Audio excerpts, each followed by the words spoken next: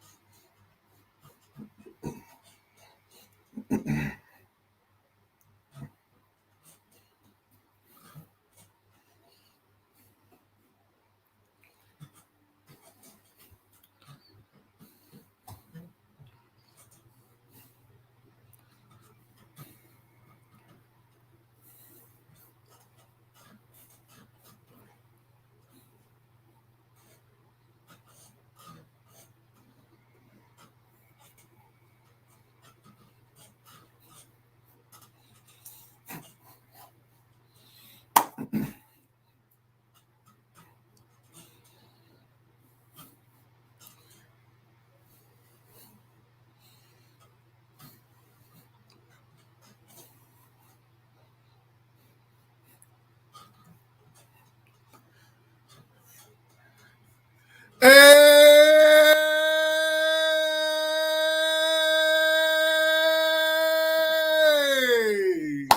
living in the overflow.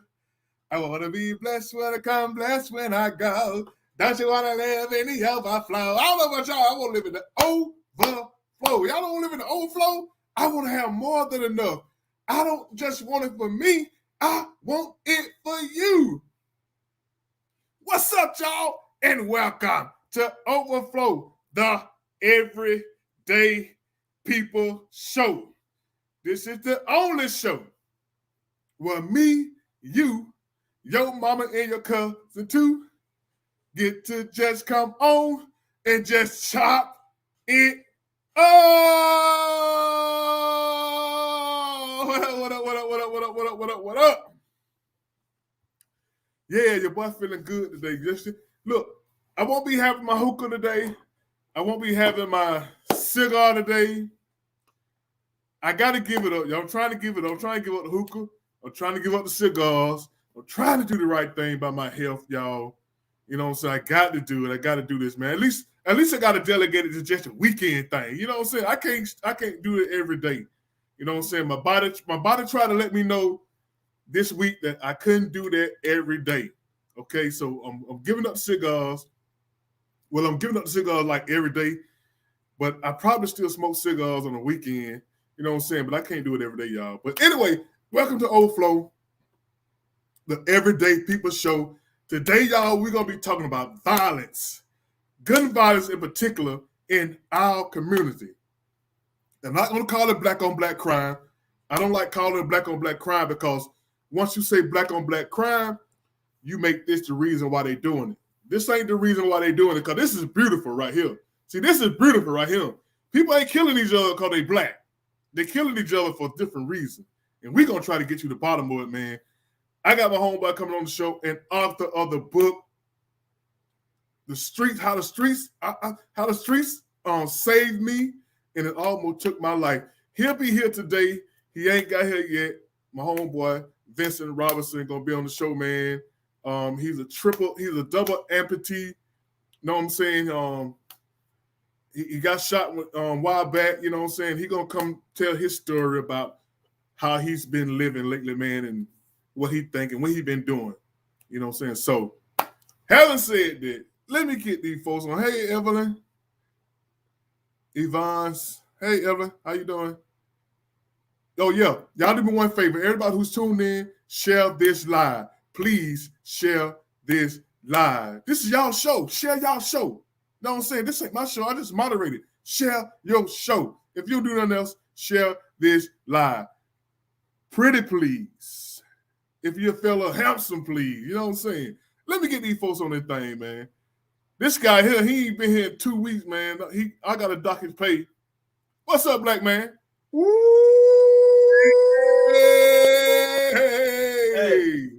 nah, man. Yeah. Hey, I'm back. Hey, my mom's birthday was the first. That's why I had to do some stuff, you know what I'm saying, for her. And yeah. I had to, you know what I mean? You know, that's why you can see. Did she go to the parade, bro? Nah, my mom? No, you talking about the braid. You put on the braid. I had to work. I had to work. You had to work? Yeah. Man, I had to work. I took that day out, man. I ain't going to work. Y'all crazy. I went to the one in 95, the original one. I already went to that one. My school. Oh, this ain't the sister. But look, did you hear about how that parade was messed up, bro? I was Jeffing. That ain't no original parade, dog. Them folks, that ain't no Atlanta parade. Hey, bro, they were like most racist parade. They were like this. They were like this. Ooh. You see Twitter? Did you see Twitter? Bro, that's the most racist parade ever, bro. They got them folks had to be going about 45 miles per hour, man. Bro, the news lady couldn't even say, hey, you know, what's up? You know what I mean? But see, they was in a hurry to get the car counted. Yeah, they slowed down. They got the car. Yeah, that's mocked up, bro. Real bad, bro. People travel a long way to come to Atlanta to see them, and they sped by them people, bro. People travel hours on parades stuff, bro. That ain't cool, bro. Atlanta need a hit for that. Yeah, man. Let me get some more folks. You doing good, bro? Yeah, I went on your boy. I went on your boy show yesterday, man. Charles the White, man. You know we had to chop it up with him yesterday, man. Yeah, it went all right, but I got into it with one of the guys on the show, man. But you know what I mean. Oh, you got into it with somebody? Yeah, man. This dude disrespecting me in the most horrific way for no reason. You know what I'm saying? And he don't even know. These guys don't even know me. You know how everybody go on Charleston's show, they automatically kind of take his side. I'm not talking about Charles. I'm just saying they gonna be like, you know, he's the moderator. So they like, yeah. He don't really like a dude with their own mind frame. You know what I'm saying? So these dudes on here, you know, disrespecting me, talking crazy, you know what I'm saying? And I had to come back on there and, you know what I'm saying, elaborate. I ain't want to put the dude picture all on face. I was going to put him on Super Blast, but I'm going to send it to you, though, so you can laugh. But this dude, it was a wild situation. But anyway, yeah, I'm back. Okay, man. Well, let me get some more folks. Who else we got on here? We got the Queen. The Queen. What's up, girl? Hey. How you doing? What's up? I'm doing good. How y'all doing? You ready to chop this topic up today? Yeah, I'm ready to talk about gun violence. And you know what? I'm proud of you too, trying to do better with your health, like giving up a cigar. That's very nice. Yeah. I had a little incident that kind of made me say, "No, you gotta let it go, bro." You know what I'm saying? So having said all that, you know, so how you doing? You doing good? What you cooking today? What you cooking today? I made some. What do I got in there? Some green beans and cauliflower, some lentils, and some zucchini and onion. Oh, healthy living. You trying to eat healthy, ain't you? Yeah. The children in there eat now. They eat right now. All right, who this? Latina? Latina, you ready? No. She ain't in the car today, bro. Let's go. What's up? I'm back. What's up? She got your little halo. When you got a little halo around you? Have y'all noticed? That's the light, baby. That's the light. That is the light. You got to take it all in. Just take it all in. Yeah, hey. All of it. Y'all not really looking at Latina. Y'all see how different she's changing and metaphor. Y'all ain't noticing that, right? That's the light.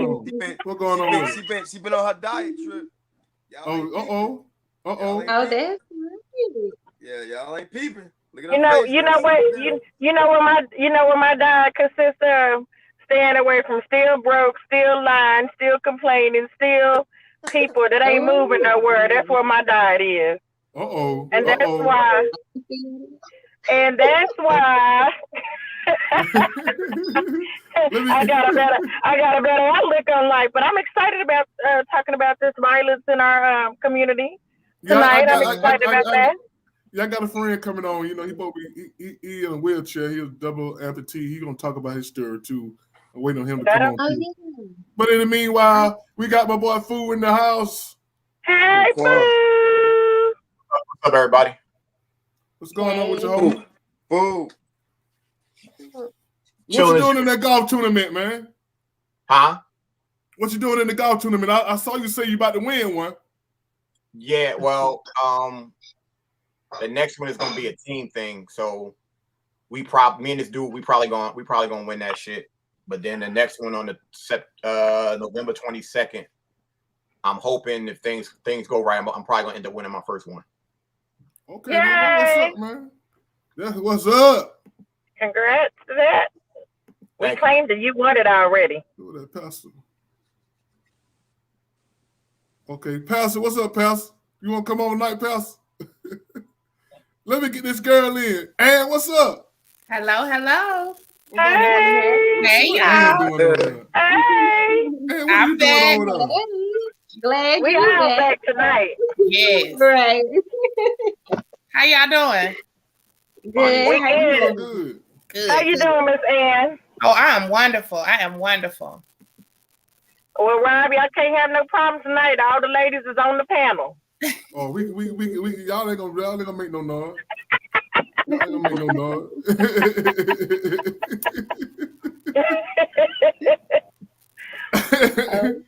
Yeah, we're gonna talk about gun violence today in our community. How has it affected your life or anyone's life around you? But first of all, when we get started, let's chop up this. We're gonna do it. What we call it? A current event first. Try to give my homeboy a chance, get it set together. I got a current event. What's your current event is? I have a erotic poetry show coming up December the 4th. If you are coming to Oklahoma City, or if you're going to be near Oklahoma City and you want to come out, it's called Dirty December. Yeah. Tickets are available on Ticket Storm. I don't know, because people be coming in and out, but it'll be in Oklahoma City, and that's December the 4th at 8:00. Can you give us a sample of some dirty stuff? You know I talk dirty. But we ain't talking about that tonight. Well, you gotta let people see sample this stuff. You know what I'm saying? Yeah. He asked if I wear heels. Why, yes, I do. The same heels that walked away from distrust and lies. The same heels that hold these thighs. They say thick thighs make the rise. Yes, I wear heels. Oh. Okay, that's all y'all get. Oh, goody. It's nasty, but I want us to get put out for FCC, so I'm gonna censor that. They ain't watching nothing like that. That's what you say, but it's all of us. It's all of us on her. They watching us. But anyway, I do want to talk real quick about this Aubrey, about the jury, 11 whites and 1 black on the whole jury. Do y'all think the fix is in, bro? Y'all think the fix is in? Do you think the fix is in, bro, or not, bro? Did you expect it to be any other thing but what it is? I didn't expect them to try trials like that. You know what I'm saying? My man, you have to look at it. They play in our face. They don't never do nothing behind our back. They do it right in our face. And then you heard what the judge said. Let me show you what the judge said about it. That was crazy. The judge said he sees intentional discrimination in how the black jurors were approached in this trial. Should he have stepped in? Could he have? Yeah, yes, he could have, and yes, he should have. I'm going to say that traditionally the rule was, look, if you strike a juror for a reason that you can provide that is race neutral, then you're okay. And these can range from people not paying attention, seeming like they don't like law enforcement. Even a case in Georgia where a juror was stricken for having gold teeth. And the judge is saying they provided those race neutral reasons. However, when a judge says that he thinks there's intentional discrimination, he has a basis for saying that. And it's hard to conclude that basis shouldn't have led to a different ruling in terms of the action the defense took. They struck 11 out of 12 jurors who were black who could have been on this panel. Last week, the defense attorney complained that there weren't enough Bubba's and Joe Six-Packs on the jury, meaning guys born in the South, over 40 with no college degree. He wanted more of those, diversity. Right, Shep, it's interesting. They can very casually say some really offensive things when they're talking about those were jury quotes, selection. by the way. That didn't come from me. Oh, no, I know. I'm not talking about you. I'm talking about them. Crazy. Yeah, they said similar things. Like, Bryant's lawyer made statements like that back when this case was first filed, talking specifically about his client. And I got a note. I talk about race and jury selection because it does matter. but you have to be careful with it. And one thing I found is, having tried enough cases, there's a difference between education and wisdom, and you can't necessarily tell that the way they're implying that you can. You know, we heard from Arbery's aunt today. She says she doesn't like the racial makeup but isn't surprised by it at all, as she put it. But says that there will be justice, she believes, because there are some mothers and fathers on the jury. She's got a point. Okay. This case is one where, can the defense make a self-defense claim? They can, but the facts are so gruesome, it's hard to believe that we won't find some humanity in this jury. I think it's unfortunate the way that it was selected, but I have to believe that when people take a look at the evidence in this case, they will respond, especially if they have children. David Henderson. So, man. Yeah, it's rough. I can't believe they even put together a jury like that, man. Why can't you believe it? Why can't you believe it? Because it was high profile. I mean, it doesn't matter. Fam, you act like that matter. The same shit. It's the same script, different play. You know what? I'm gonna use this analogy. Look at OJ. The way that we are portrayed and put out there in situations like this is a Tyler Perry TV show or a Tyler Perry movie. It's the same shit, just a different cast. Same story. Nothing don't change. It's the same exact thing every single time. And nobody should get mad and get upset because we have to expect it. The George Floyd thing, I was pleasantly surprised that he got convicted because I thought he was going to get off too. That's the way I look at all this shit. I'm numb to all of it. I expect them to always get off. And in this instance, like the Queen said, they putting it right in your face to show you the blatant disrespect because they don't give a fuck. They could care less. They like, it don't matter. They going to get off. Now, they probably going to do a civil suit or something like that. Not going to be able to appeal. It's a lot of shit. But see, that could be the one thing, and it'd be cool to have a conversation with a lawyer. By them coming out their face and saying shit, they could have fucked themselves in an appeal case because that's blatant. The way that they did it was blatant. Now, when you start talking about the law, they could have fucked themselves. So that could come down on the people who being charged and the courts. They could fuck with the judge. They could fuck with the prosecutor. All of that shit because of how they did it. So we'll see. And it could possibly end up being a mistrial from it as well. It's definitely going to be a mistrial. It's going to be a mistrial. No, but my point is, being that we know that that's probably going to be the outcome based on the shit that they did now, they may go up for appeal to try them motherfuckers again because it was so blatant that they did it. That's a possibility. Yeah. Depending on their attorney. If their attorney's good, yes. If it's not, ain't shit going. That's gonna be a civil suit. They're gonna pay the family, and we ain't gonna hear from this shit no more. That's gonna be it. Because they did raise a lot of money. They did raise a lot of money for good lawyers. The two shooters.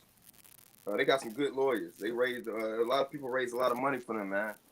I just still want them to justify how that he blatantly got killed in plain sight, and he didn't have any weapons or anything on him to defend himself. This is gonna be unbelievable.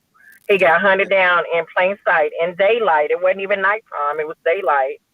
And it's gonna be real.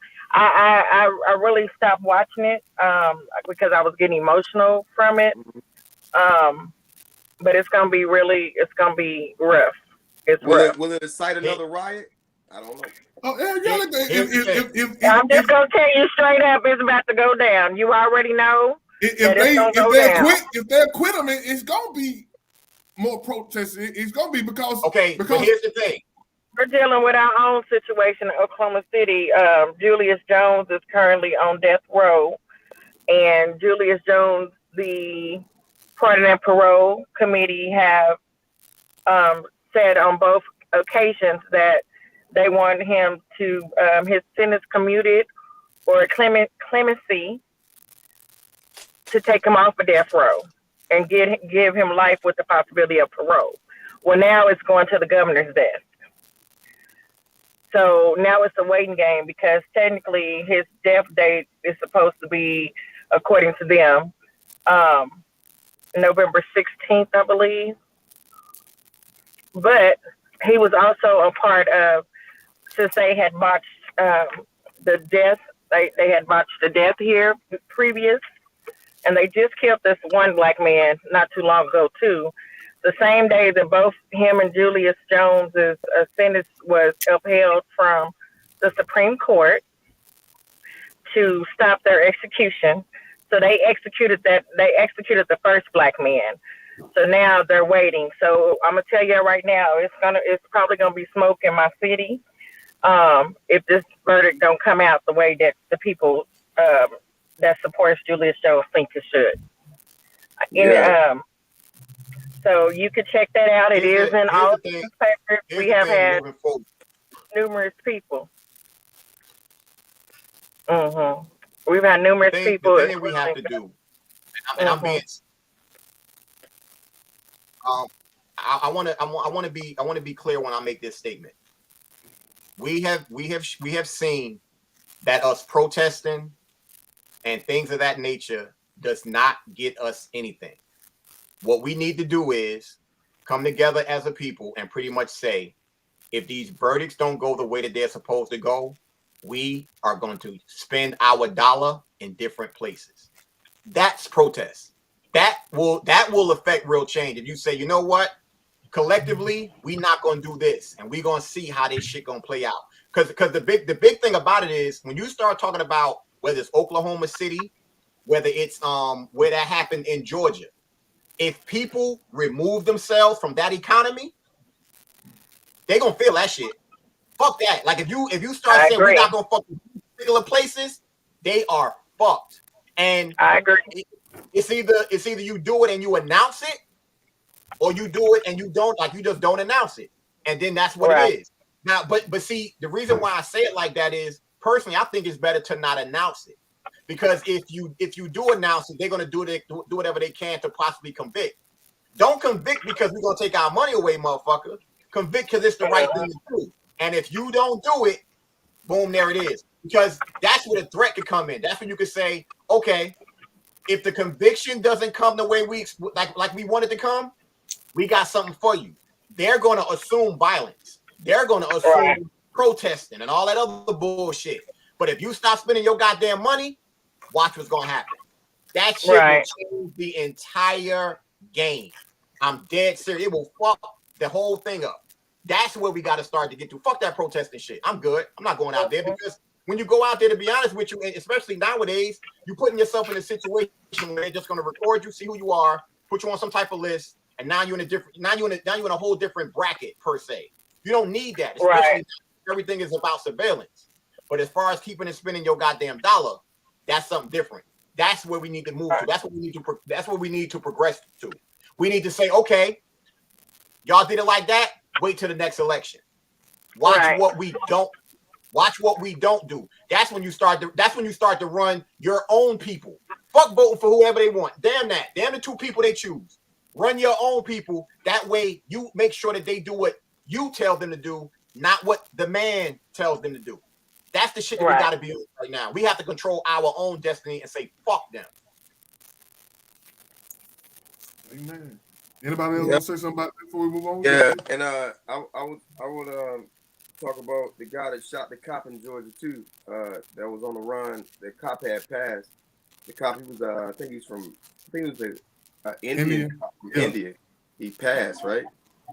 So the dude's on the run, but they never explained what happened to cause him. Well, they said it was a domestic dispute. That's what they said. And then the cop intervened, then he got shot. But I don't know that's what they say, You know what I mean? So I don't know. But like I said, with this Aubrey case, like any other, like O.J. Simpson trial and all that, they had different people. It was a mix. And then these other trials, it was just a mix of different people. But for him, it was just odd that they just had all those people in one person of color. You know what I mean? I just hope that it's a great outcome, the outcome that we want. I hope so too, because if that junk, I'm telling you, I just feel like it's gonna be the sad thing about it, though, I think the population in the county is about 40% black. I mean, it's about 40% black in the county, and you only got one black juror. But I can guarantee you that one black juror ain't black. Yeah, probably a person of color. That's it. That is it. And they said they got one guy because he had gold teeth. So I'll be damned. Yeah. I'm when I was on before, now remember when you had the businesses on and everything like that, and I talked about possibly getting sponsors for me playing golf. Yeah. I wanted to show y'all what the shirt looks like. So I got some sponsors. So if anybody wants to do it, then that's the move. And these are the websites. So what I'll say to people, especially that top one, if you are a parent, especially if you are a Black parent, I highly advise you go to justusjunkie.store. That's JUSUS. I mean JUSTUSJUNKIE.store and go buy the board game. This young lady she's a criminal defense attorney in Chicago, and she created a board game that teaches kids how to interact with cops. The game can literally save your life and your children's life. I think everybody, especially in our community, needs to have this game. Her goal is to get it into schools to be part of the curriculum. That changes everything because you're getting it from somebody who knows the system. That's priceless. Right. We got to take advantage. We got to take advantage of things like that, and we got to put that on our children. Plain and simple. So, like I said, everybody should go buy a game without question and support this because we have to teach our children this shit. And that's just, I mean, I'm always going to be like that. And like I said, if anybody else wants to sponsor, I'm not doing this to make money. That's not the objective. It costs me money to play in these tournaments, straight up. So the amount of the tournament is all that I'm charging. I'm gonna pay for the tournament. We good. That way, you get your publicity. I'm out there playing or whatever, and it's a win-win situation for everybody. So if you have a business where it's universal and you can market to anybody, it's perfect. If you live in the Atlanta area, it's even better because I'm playing with regular cats that live here. So if you got a business, it's a win-win situation. And if if anybody comes out to the tournament, it makes it even better because I could be like, yo, this sponsor right here, they're gonna own the company right there. You should have a conversation with them. So I'm saying you can't beat that shit. So you got. I move different. I don't know how everybody else moves. Do you have a team yet, Fu? Or are you still looking for members? Like a team of golfers, like do you have like other people that's on your golf team? Or like is this you just soloing it out? It don't work like that. Remember, golf is a single sport. I know, but I thought you had golf like by yourself. Yeah, I know. I'm saying like a team, like okay, cool. No, you just by yourself. The only thing I'm looking for, to be honest with you, to take what I'm doing to the next level, I need somebody willing to come out with me when I play in one of these tournaments, and I need them to record every single one of my swings.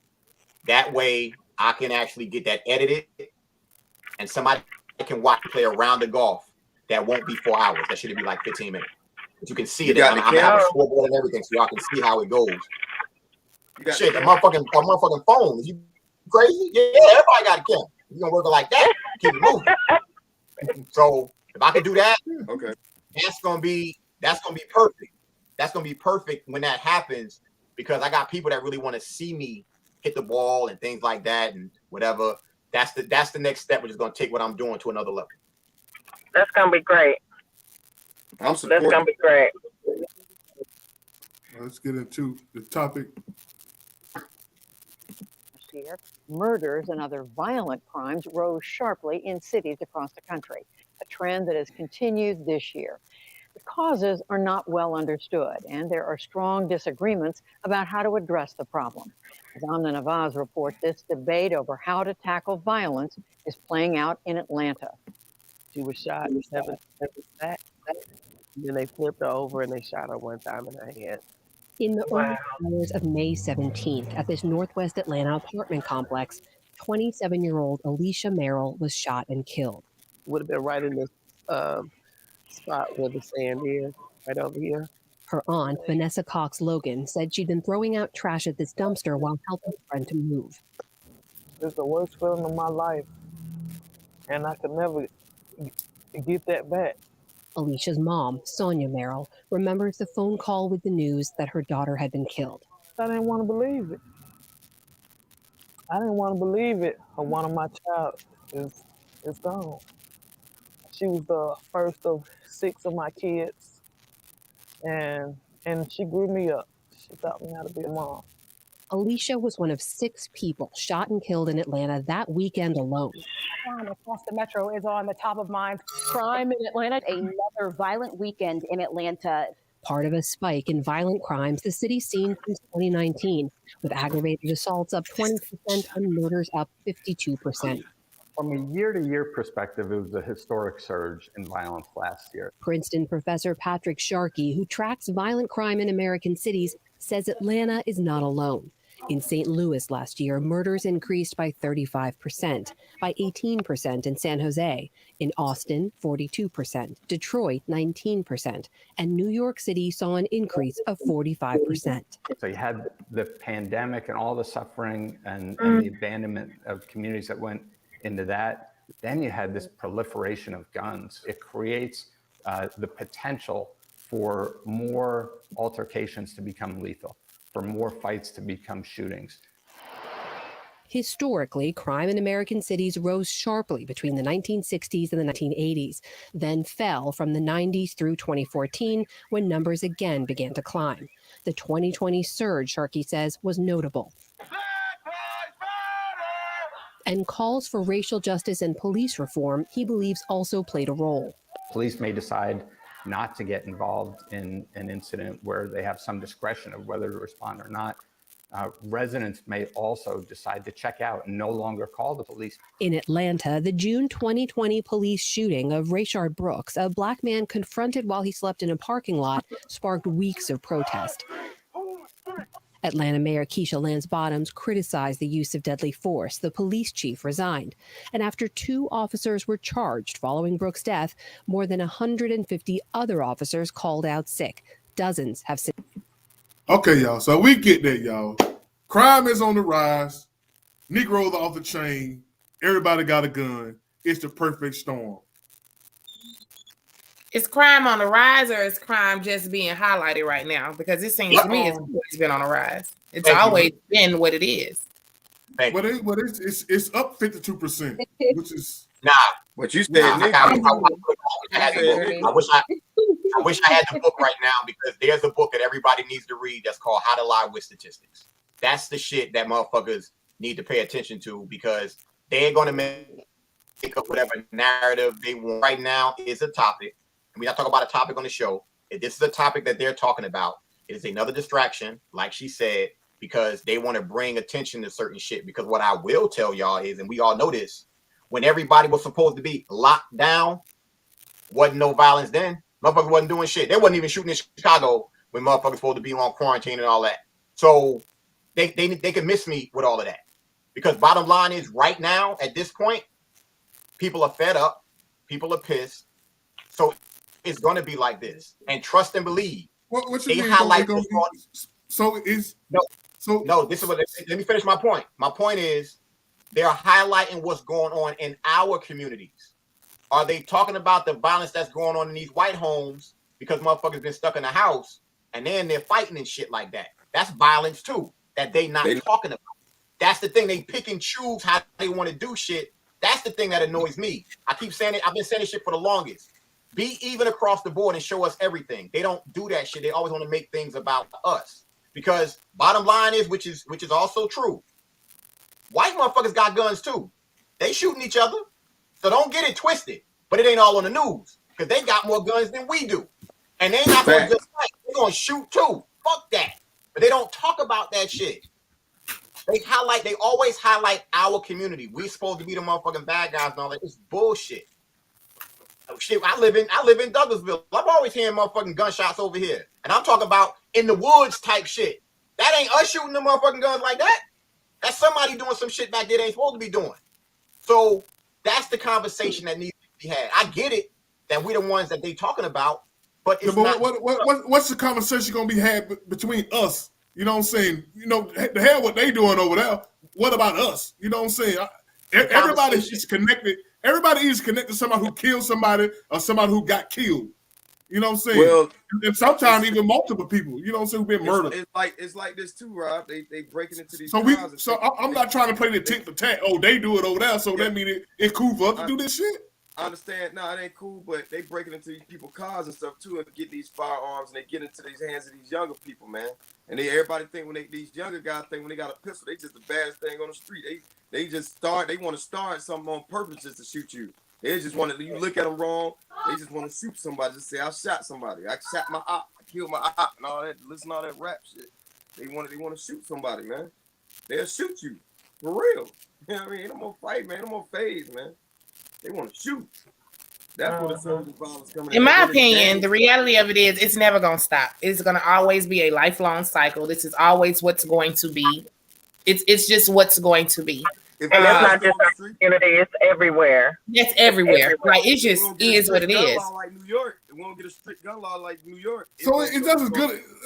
Are we we saying are we okay with it? Or so we okay? No, we're not okay with it. I'm not okay with it, and my cousin's fiance had got killed. So in August, it was like at least 6 people I know that was murdered in the same week. They just didn't die. They got murdered all in the same week. So when I tell you violence is on the rise, but violence ain't never went nowhere.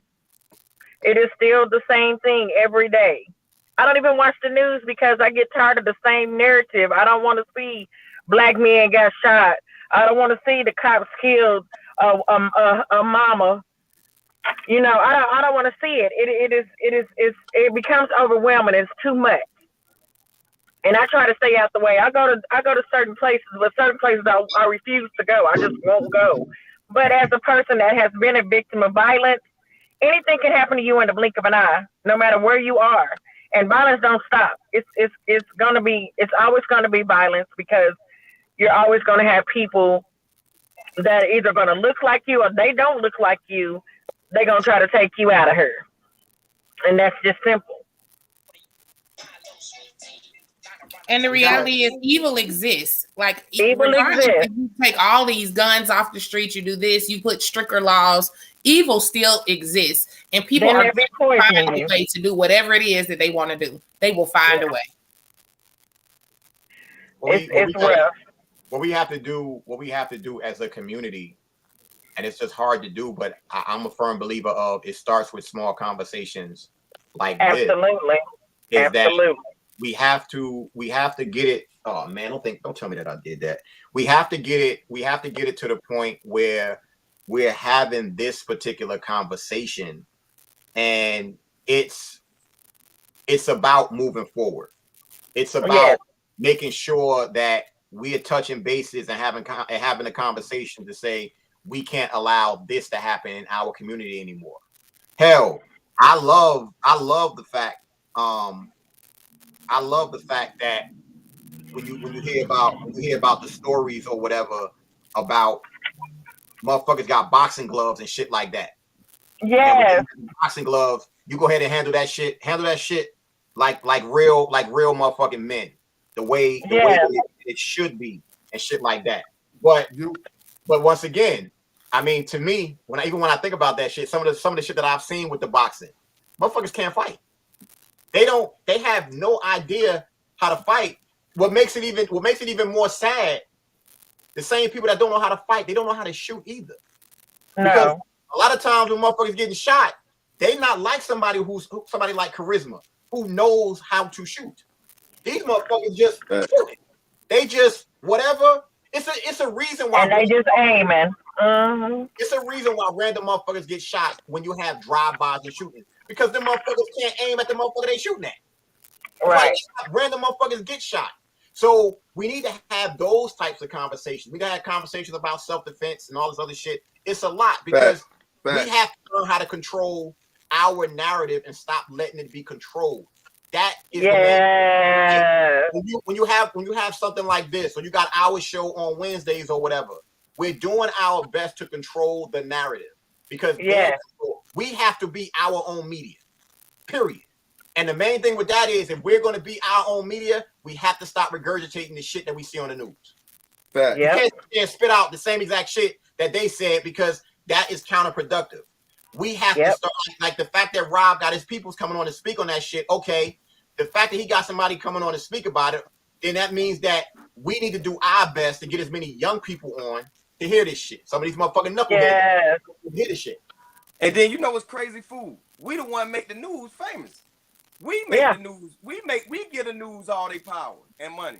We do. That's because we're the only community that they choose to report. If we all became positive people, positive Samaritans, with nothing to project that's negative or have any bad kind of attention towards each other, the news will shut down. They'll start going to I agree. Fight.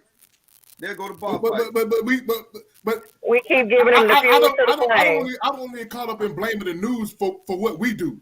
Here, my opinion is we're not approachable. We still as a community, we're not approachable, so we can't be taught when nobody can approach you and tell you things because you know everything. We can't be taught things. We know everything, and we know everything by our experience. So when we become more approachable and we actually sit down and listen to what somebody else has to say, then we'll become a better community. But we know everything. But where did this come from? And we didn't grow up. I didn't grow up like that. I grew up where the lady next door could tell me what to do. Where did this come from?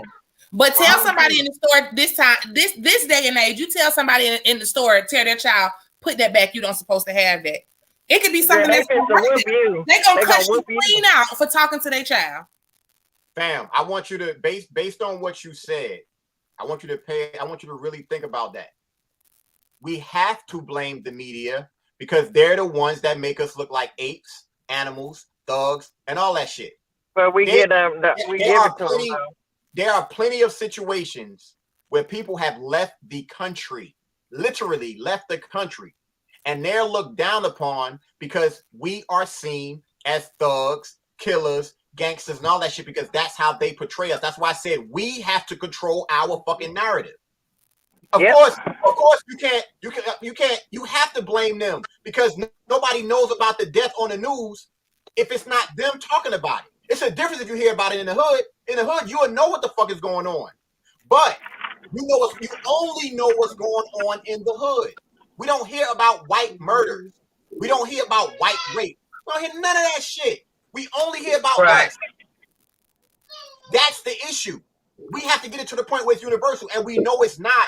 That's why I keep saying we have to control our own narrative. Remy, come here. But my thing, I didn't want to make this about what they reporting on and all that. When are we going to take responsibility for our community, man? Why we keep reverting back to they only report? You're taking responsibility. When are the things that are being reported are going to stop being done so they can stop being reported? They're going to report it. If it's being done, it's going to be reported. So at what point do we as a community get these kids together, find things for them to do so these things can't be reported? At what point do we encourage our fellow brother, you know what, boy, I know you ain't got no job. Let me help put you on that way you don't have time to be in the streets. That's how about you put your phone down when they having fights and quit recording what these people is doing. Because we're giving, just like you said, we are giving them the information. They don't know this. They don't know. They're not lying. They're reporting truth. They're not lying. Well, they don't know if Baby and Keisha had a fight, but everybody else do because guess what? Somebody recorded it. Guess what? It didn't make TikTok. Guess what? It's on the social media. It got 100 followers. It got 100 million followers. We keep reverting. We haven't took responsibility for what we doing yet. We keep talking about they put it on this, they put it on this. No. I said us. I said us. That's the furthest thing from the truth because there are plenty, and I mean plenty of people with organizations and nonprofits that are speaking to IU. So that's bullshit. What you saying is not I know right. several. That's not right at all. Because bottom line is, no, there are people out here that are doing their best to do it. But when you start talking about something like that, that's not something that it's automatically going to be the end all be all. But the problem lies in those people who are out there putting in that work. They don't get glorified. That shit ain't on the motherfucking news. Or I can guarantee the kids that sitting inside their centers ain't the ones they need to be touching. It's the ones who you got to drag through the door is the ones that need to be touched. Well, we're gonna glorify one today. Huh? That's gonna be great. Let me get ready to bring my boy on, man. He ready to come on. Let me show you this quick video about his little story. The remarkable guy.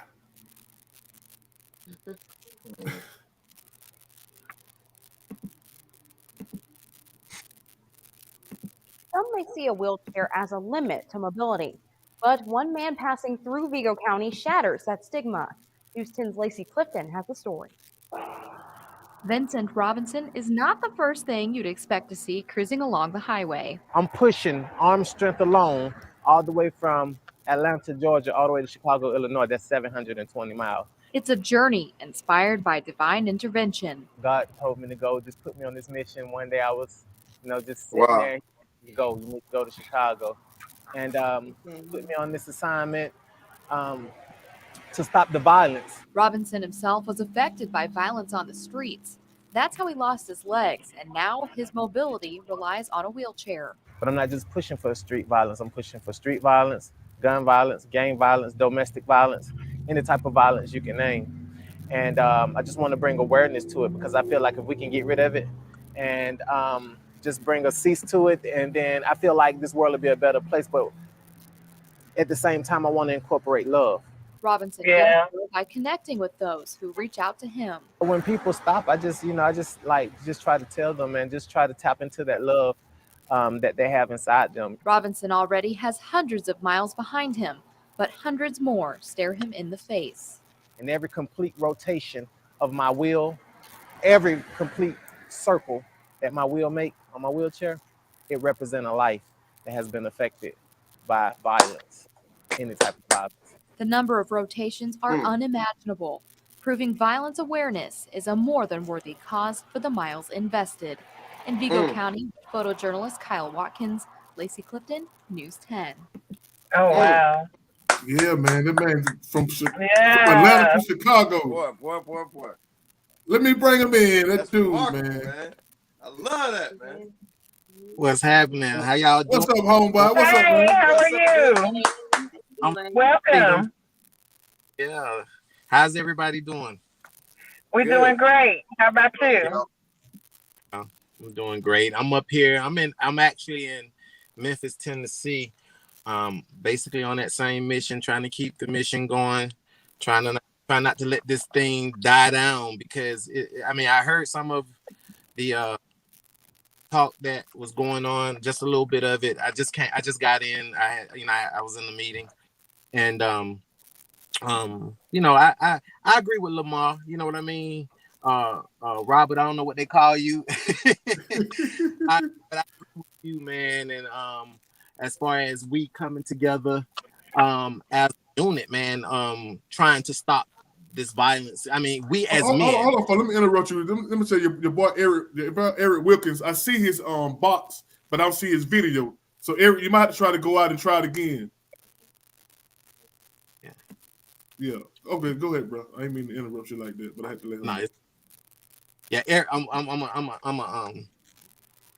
can you see me? Because I can't see nobody else now. Yeah, we can see you. Yeah, we see you. You good? Eric, he's a good guy too. Eric actually live in Chicago, and he I met him during the push. Well, not during the push. I had finished the push, and he saw me on Windy City Live up there in Chicago, and he reached out to me. He actually in his have an organization called Broken Wings, but he'll explain all of that to you when he come on. And that he does the same thing. He's actually in a wheelchair. He was shot. He was actually part of there, and he's actually the bridge to all the different gangs and organizations up there in Chicago. So that's how him and I connected. So I really want the panel to hear from him as well. But like I was saying, I just feel like all of us, like men need to come together.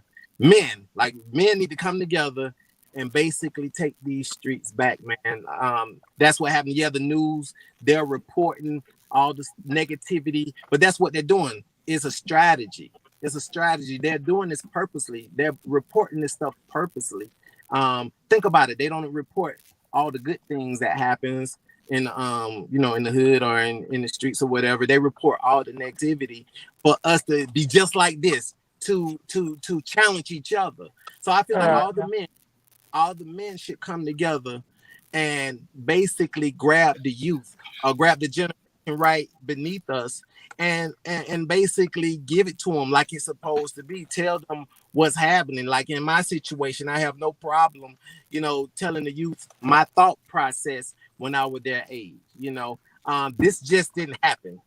I was out there. I was out there in the streets, and before I lost my legs to this gunshot wound, I was shot before. I was 16 years old when I was shot at a high school football game. But what I saw, I mean, that didn't even slow me down, honestly. I stayed in a hospital. I had to have a rod in my knee, from my knee all the way up to my hip. And I stayed in the hospital a month because of that. That's in the newspaper as well. But I was shot at a high school football game at Grady Stadium in Atlanta. But that didn't slow me down. I stayed in the streets. But the reason why I did that, let me tell you, there's a reason why that happens, because what we do is we idolize and mimic what we see in our environment. And that's what happened with me. So if we have nobody and nothing to look up to but negativity, this is what we're going. This is what. So we didn't have the Mike Hortons and we didn't have the Kobe Bryants when I was young. What I had, the people I had to look up to was drug dealers on the street corners, pimps, and I idolized them. And I wanted to make that fast money. I wanted to have them nice, fast cars, nice, clean, pretty cars that those drug dealers had, that those pimps had, that those hustlers had. So I mimicked them. And if we, as men, if we can come together and give these young men something to look up to, something to idolize, instead of these gang members in the streets, or instead of the hustlers in the streets, if we give them something different to look at, I think we can change the mindset or put them on a different path or in a different direction that they're going as far as violence is concerned. I want to touch on what you said, because things are different now, the way things are. You said specifically that growing up, you saw something visual that was right there in front of you that you can touch, that you idolize. Nowadays, these kids are basing this shit off what they see on TV and music, which is beyond fake. That right there is where we got to find the connect. That's the issue right there. Because, like I said, what you were doing, a dude can grab you and say, we gonna do this. That's not happening now. You got motherfuckers shooting just because they think it's cool, because they see it somewhere or they hear it in a song. And I'm like, this shit is crazy. Because I'm shit. On Saturday, I'll be 45. When I look at the way this shit is, I'm like, come on, man. Are you serious? So that's why I said it's just the way. I'm gonna use a great example. A 9-year-old shouldn't know what suicide is. Right. They should not know. They should know that word. They should not know the word. But this is where we're at now with how shit has shifted. But that plays into, once again, we have to control the narrative. We got to control the narrative. And snatching kids up and doing whatever, it's not even about the stories. It's about showing them what is possible and how the shit that they listening to, it's not real. This shit is theater. Right now, I mean, it's not saying it hasn't always been like that, but right now it truly is theater. This shit right here has fucked the game up. This right here. Because kids are just, they glued to this shit, and whatever's on it, they believe it, and they don't understand what reality is. What happened to you is reality. And you can say, this physically happened to me because I did this. They can't do that shit. They only gonna say, well, I wanted to do this. That's where we gotta find that connect. Right. And I agree with you as well. You know what I mean? All of this, I mean, we just got to find that bridge, like, and come together. So yeah, I did. I can, and that's what I do when I go to schools, when I go to juvenile detention centers, and when I go to the jails. That's what I do. I use my physical appearance as a tool to show them this is what can happen to you, you know, if you are out there in these gangs, or part of gangs, or joining gangs, or whatever, or you out there selling drugs, or you out there picking fights, whatever it is. This is what can happen to you. You know what I mean? I let them know this is what happened to me as a result of me being out there in the streets and doing all of that other stuff. But yeah, but still, all at the same time, yeah, we do need to control the narrative. But at the same time, we still need to come together as men. And okay, think about it. You saying that is what they look at. We need to control our homes. We need to talk to other men who have kids, and we need to talk to their fathers, and we need to talk to other men and say, look, man, monitor what your kids are looking at. You need to monitor what they're looking at. You need to monitor what they're seeing. Stop buying them all these games that has all this violence in it, and you know, and so forth and so on. But it still starts. I mean, the base of it starts with us as men teaching our kids. We need to stop being afraid of our kids and stop trying to be our kids' friends. We need to start teaching our friends like our fathers taught us. You know what I mean? Yeah. But the thing is that we're letting those games and those electronic items, we're letting that win. But we could take that back. You know what I mean? We can't let that over us. We can't use that as an excuse. Yeah, it's working and it's happening, but we need to step up as men. You know what I mean? And think about all the single mothers. The single mothers, and I want to tap on that for a little bit. The single mothers.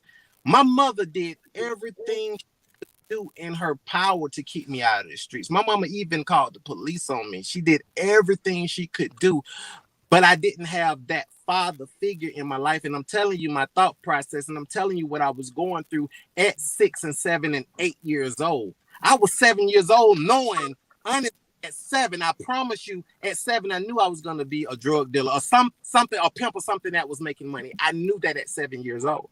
Why? Because my father, he was in my life as far as financially. He gave me everything I wanted and needed as far as financial is concerned. But coming to my schools, coming to my football games, coming to my basketball games, coming to anything, my father was not a part of it. And I was afraid of my father. My father never put his hand on me. My father never hit me or touched me in his life, but I was afraid of him. And had my father came, I promise you, had my father came up to my school and said, you need to get yourself together, or I'm going to put hands on you, I promise you I would have straightened up. I dropped out of high school at 14 years old. Had my father came up and grabbed me by the jacket, by my shirt, and said, if you don't go to school, I'm going to put foots in you. If he done that, I would have graduated from high school. I'm saying all that to say this. If we as men step up to the plate and take it all back, I promise you, I'm not saying it would cure everything, but it's a great start. It's a good start. Like, I know if my father stepped up to the plate. Now, my mother, she did everything she could, but it's only so much a mother could do. You know what I mean? I didn't have that father figure. But if my father would have stepped up, it's only so much a mother can do. My father would have stepped up and snatched me up and said, son, you're going to go to school. I'm going to go upside your head. I think I'd have graduated and I would still be walking right to this day and have a great job. You know what I mean? In some type of feel alive. I'm telling you my thought process and the fear that my father had in me, which was a good fear. It was a great fear. Had he used it differently, if that makes sense. Had he used it to a point where I got something positive out of it, you know. So it's just like I said, I'm real big on that. I feel like us as men, and we're not being the men that we used to be back then, those days. We're not and again, that's another part of it too. They're keeping the household separated purposely. When it comes to Black men and their families, they're keeping the Black men out of the household by any means with the Section 8 voucher and with the housing that's going on. Man can't be in the house. They want you to have the husband or the child's father on child support. This is done. This is strategically done for us to be separated because they don't want us to come together like that. And those are my thoughts, man. I just really believe that if men come together and take all of this back, I'm even go as far as saying this right here, and this might sound far-fetched, but I'm gonna say this right here. Another reason why I went to Chicago is because I wanted to speak to the gang members. You know what I mean? I feel like if we could get all the gangs, and Eric, I don't know if Eric is on here or not, but like I said, Eric is a bridge to all the different gang members, all the different. Huh? I said he's trying to come on. I see his box, but I don't see the video. Yeah, he's basically the bridge to all the different gangs up there in Chicago. Like he could talk to all the different gangs, and I just feel like if we could get them to come together and use that, what they have, that leadership and that aggressiveness, to inspire versus to be negative, this world would be a beautiful place. If they could talk to the younger generation or the other members and tell them to put down their guns and help each other out and use that aggressiveness to push them in a positive direction, then that this world would be a beautiful place. I truly believe that, you know. But those are my thoughts, man. I just feel like us as men, we need to come together. And I truly believe that, you know. But those are my thoughts, man. Mr. Vincent, question. First of all, I respect everything that you said, and I think all of that absolutely makes sense. My one question would be, why are you preaching solely to the fathers opposed to parents? And I'm saying that from a educator standpoint, because from where I stand, opposed to parents. I'm saying that from a. Go ahead. I'm saying it from a standpoint of educators, where I see the chaos on every end, be it from mothers, be it from fathers, aunties, uncles, guardians. So I think everybody could benefit from your message. But when you say fathers, it kind of make a mother tune out because you're not talking to the mother specifically. But I think that's a message that needs to go out to everybody, not just specifically fathers. I totally agree. But that's why I said the mothers, they are already doing everything that they could do. You know? But they're not. They're not. All of us can't see. I see a lot of, honestly, I've had so many one-on-ones with so many different mothers and their sons. I promise you. And they're doing like, I mean, from Atlanta to Chicago, like I've done groups. I do a whole lot of groups, but I've had so many one-on-ones with the mothers who are trying so hard. And it reminded me of the way my mother was trying. So what I'm saying is the mothers, more than likely, they're doing everything they can, but it's so hard to handle that man or that young boy. So I'm saying that the men need to come in, not just the men alone, come in and help that woman, come in and help that mother.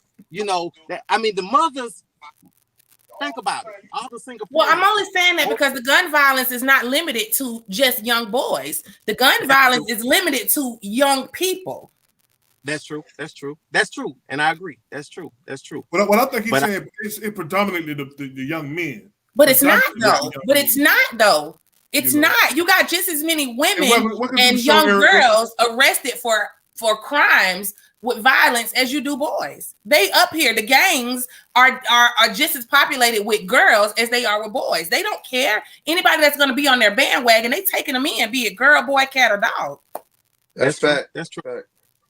How you doing, Eric Wilkins? Welcome to the show, bro. Can you hear me? He muted. He's muted. He muted. Got up? Okay, there you go. What's up, Eric? Eric, were you able to talking to me? I can't hear the host. All I heard was the young lady talking.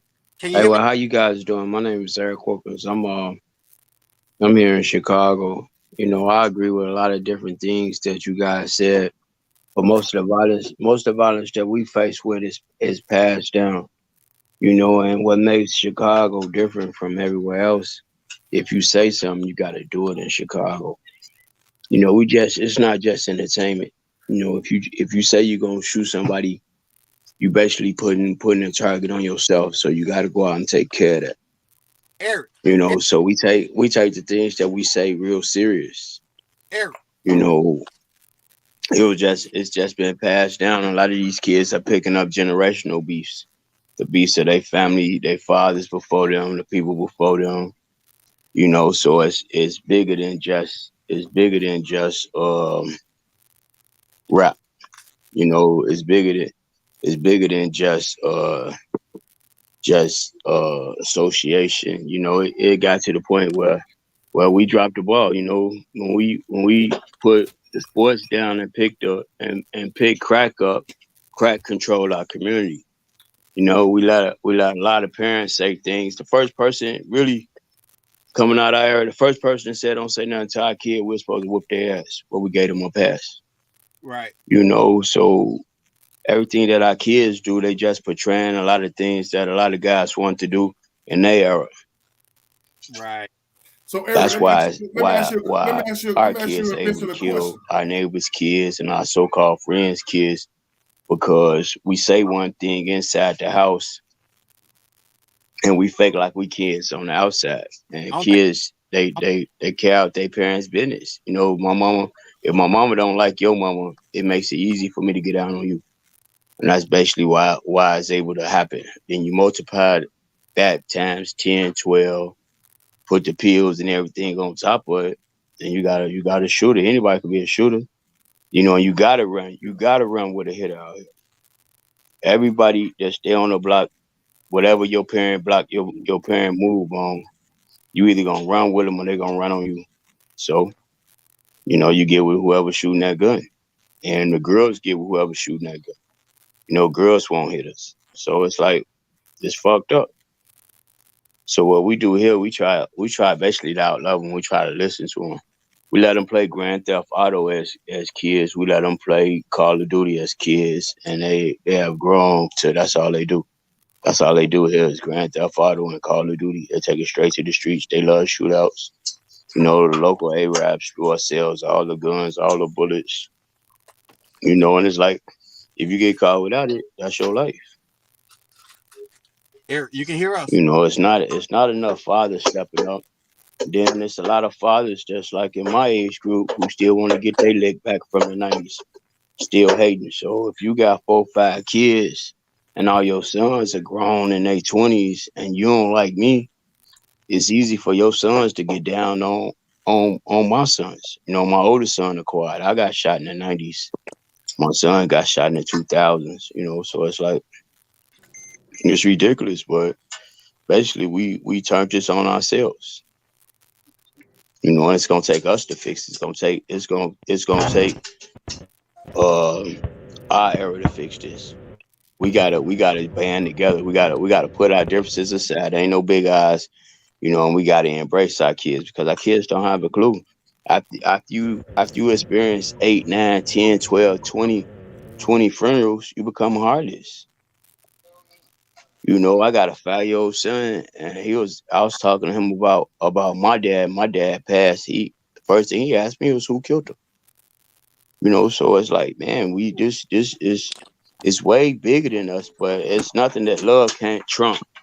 But we have to be honest with ourselves, and we have to be honest with our kids. And a lot of people ain't honest with their kids because, you know, these kids crack cards.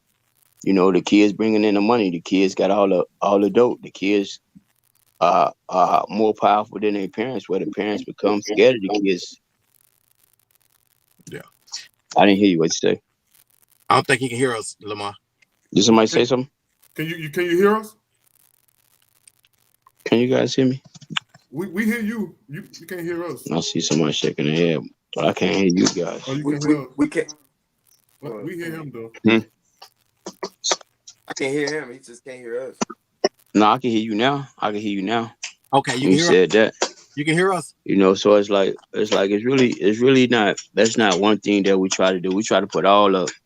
We try to put all the. Remember when you was in kindergarten and you had that toy box and it had all the toys in there? You know, and we try to put all the toys back in the toy box. Besides that, it got to be something in there besides that ball and besides that gun.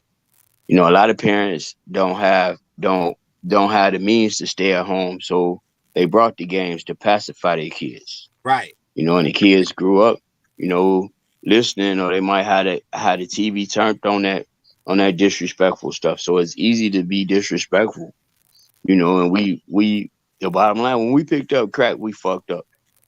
Right. That's the bottom line. We made gods out of ourselves, and we raised our kids with no God in them. They got spoiled too soon. You know, we got boys that never had holes in their pants unless they buy them like that. So before we point the finger at the kids, we have to point the finger at ourselves. Right. You know, and that's the biggest thing that a lot of people try to say, these kids, but they like puppies. Kids, if you train your puppy gonna do right. If you don't train your puppy, then he gonna shit everywhere. And that's what the kids do. They shit everywhere. Right. Right. Because they ain't been trained. Right. We didn't have time for them. We was too busy living our lives. We never put our lives aside to raise kids. So you we gave them too much, so they used to getting it. I agree. I don't think he can hear us still, but he can hear somebody. Yeah, he heard. Yeah, somebody. I see Mark. What's it say? He Mark. heard me. He heard you. Oh, yeah. Well, answer some questions then. Yeah. No, I mean, well, first I want to say I agree completely. I think as parents, well, I'll just speak for myself.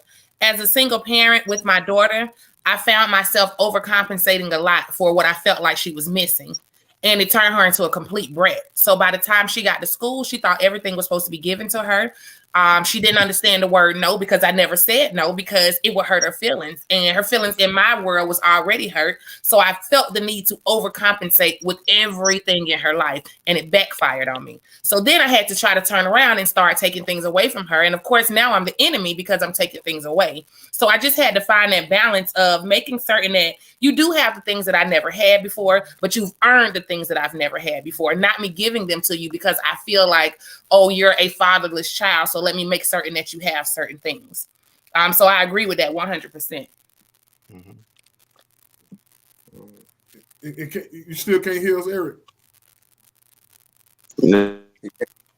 Eric, can you hear us? Yeah, I can hear you. Oh, okay, yeah. So my question is how do we begin to turn it around? How can we begin to turn it around? Like, I mean, is it too? Are we too far gone? Is it, you know, so we generations away from fixing it? I lost you. Yeah, he can't hear you, Rob. You say it because he can hear you. Ask the question again, Rob, so I'll tell him.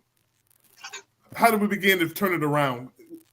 Rob, the question Rob asking is how can we turn it around? How can we begin to turn it around? How can we turn the youth mind state around about? Is it the music culture? Is it the music culture feeding into it? Is it the music culture beating us to it, or just, you know, older people that's like, what you want to call them, OGs, or people that like Vincent probably looked up to, like hustlers and stuff, you know, controlling them to do what's wrong instead of what's right. Yeah, it's definitely not a balance in the music, you know, and that's something that we fought for. Clear Channel controls all the music. Yeah, because you know y'all got that drill in Chicago. You know what I mean? And BME is owned by the FBI. They own the music. People just don't know that. That drill is for real. You know, your boy Chief Keef, they banned him from Chicago. He from there. They had to ban him. So he had to move to LA. Yeah, we it's one side. It's no yin and yang. We used to in the 90s, when we were going bad, the East Coast got together and did self-destruction, and the West Coast got together and did same game. It fucked their money up. Right. You know, once you fuck their money up, man, they gotta say, hey, you can't do that no more. Ain't no more positive. We just talked about that. Yeah, we just talked about that. You know, you can't have no positive. Positive fuck your money up. Incarceration was hidden. The average inmate, 16, 17 years old, is worth $120,000 incarcerated. So Indiana has corn, Idaho has potatoes, and Illinois sells them to inmates. You know, to only way you can implement slave labor is when you incarcerated. So you gotta have somebody to do the work for them. Right. And it's a pipeline straight from school. You know, the no tolerance laws that they pass. You know, until white kids get hit with it. You know, just like the marijuana laws. You know, I got friends that did 10 and 15 years in jail for marijuana. Now it's legal, but they can't own it. But they promised them that they could. You know, so it's like it's a trap. It's a trap for us, and we really have to sit down and we really have to be strategic. And we really got to tell our kids that we love them.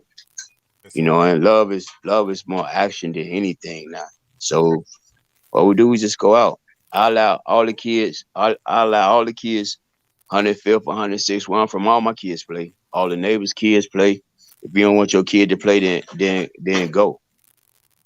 You know, and that's what we got to be. It can't be no mama saying don't say nothing to my kids. If you don't want your kid out here, then take your kid over there. And it seems like it works. People think they don't want their kid to get. People always been overprotective of our kids because of the situation that goes on. But it's a lot of good people out here, and we just had to tap into our neighborhood. We got to become neighbors. We got to put the neighbor back in the hood. Right.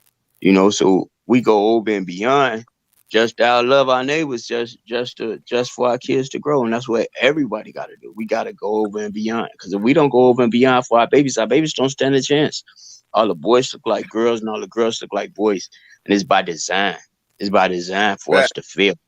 Exactly. Facts. And just and like even in nutrition, Eric, even in nutrition, you got to think about how like I said in the game, how the game played.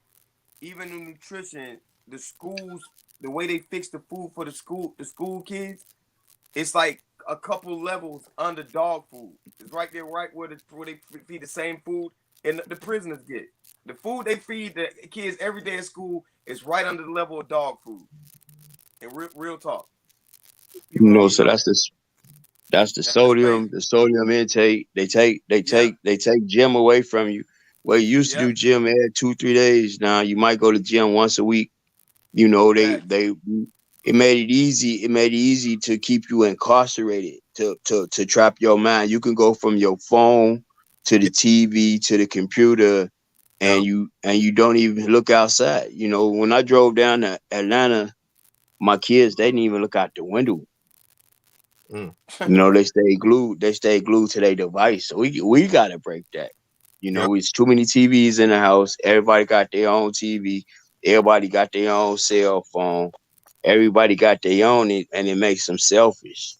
You know, and you can't be afraid to throw stuff away. My boys know I'll throw your stuff away. If you're not sharing the stuff with the kids outside, then nobody will have it. You know, this Jaleel right here. What's up, you know, Jaleel? and he you know, Jaleel actually he started as a kid sitting on my lap. He has a real strong portfolio here in Chicago for stopping gun violence. You know, so you gotta hold all your state officials accountable for the words that come out their mouth, and incarceration is not the answer. Facts. And that's the same thing I'm trying to say about certain methods that we use to say it's no knock towards people that try to train us on how to talk to cops. But I don't like the fact that we have to learn a way and come up with a method just to survive from the people that's supposed to be protecting us. I don't like that. I can't stand that. I think they should just be normal people and just be a normal person and not just hurt somebody because they got a badge. You see what I'm saying? But we the only people in the world that got to be like, okay, now when you go out here in the street, you got to watch out for the gangs and especially the police. And this is how you got to act when the cop pull you over. See that kind of stuff? We already programming the stigma to, you know, we shouldn't have to.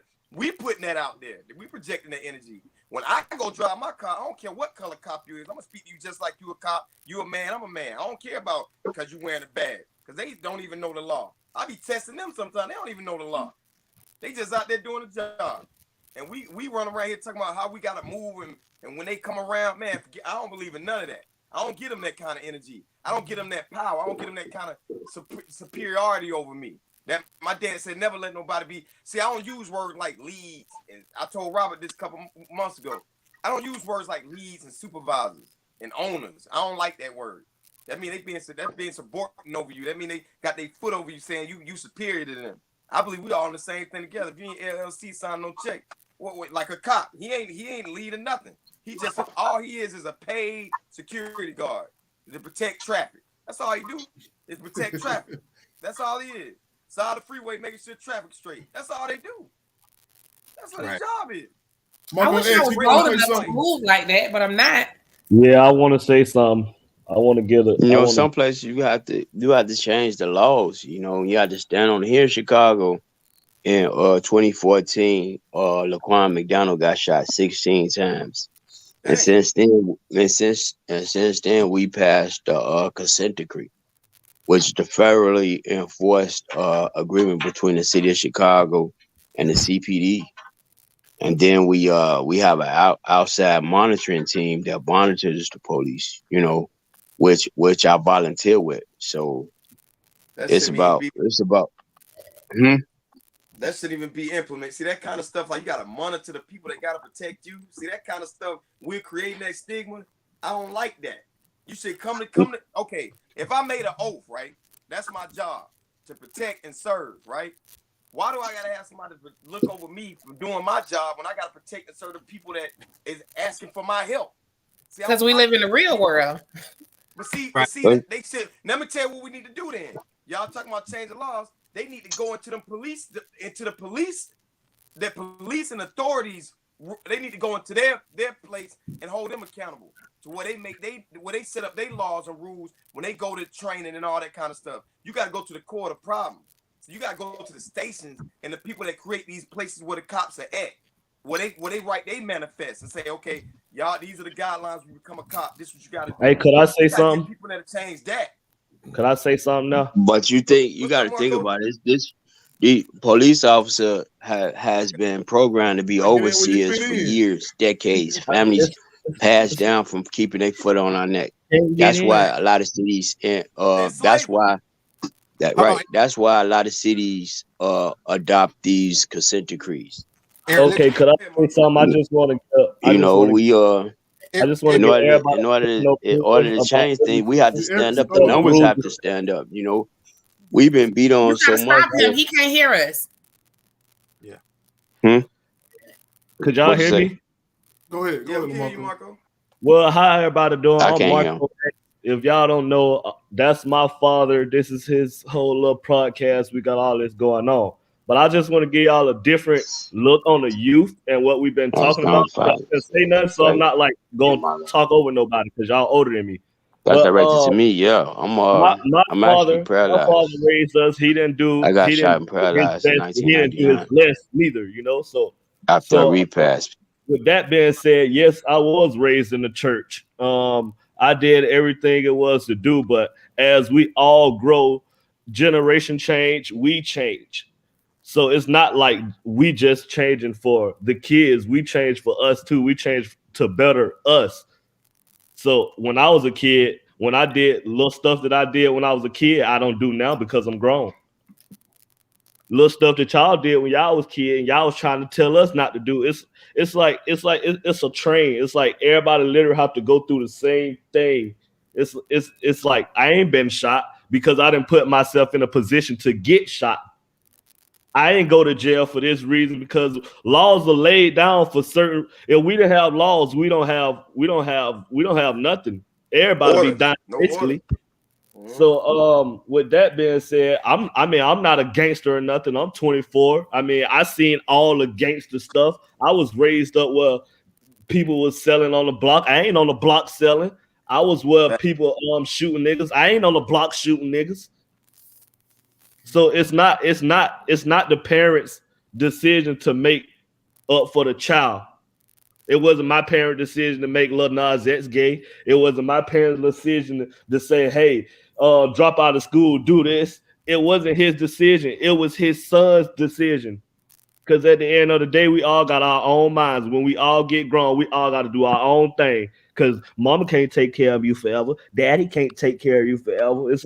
It's literally a generational thing. It's a generational thing. So how we can even stop gun violence, the generation have to start. It have to start somewhere. It's not like it's starting. It's still a train of us doing the same shit over and over. Fact. That's right. That's so I can't just say it's the younger youth that doing all the gun violence. It's a train. It's been But going I'm on gonna for say years. this, Marco. I'm gonna say this, Marco. It's not even cool to be a good guy though. See, when you got the guys like I'm not taking no hits towards no rappers. I'm just saying, when you got rappers that make I told you the feds own the music industry from the jump anyway. They want negativity. That's what sells. They want us to have guns and shoot That's each other. entertainment. That right. So if you get the most popular rappers together and say, hey man, we ain't talking about guns no more and drugs. We just gonna rap about all positive stuff. That could help the culture. They say that'd be cool. Like, hey man, I ain't shooting no more. They ain't talking about shooting no more. They talking about making money and having fun and doing positive things. The music might decrease as far as sales, but the generation will probably. I feel as the same thing you saying for music, we can use that against something else. It's like we all do more than just listen to music. We watch TV, we walk out, we go outside every day. It's about what you see and how you seeing it.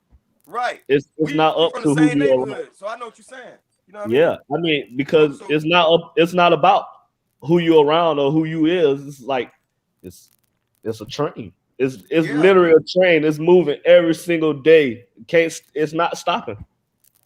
Yeah.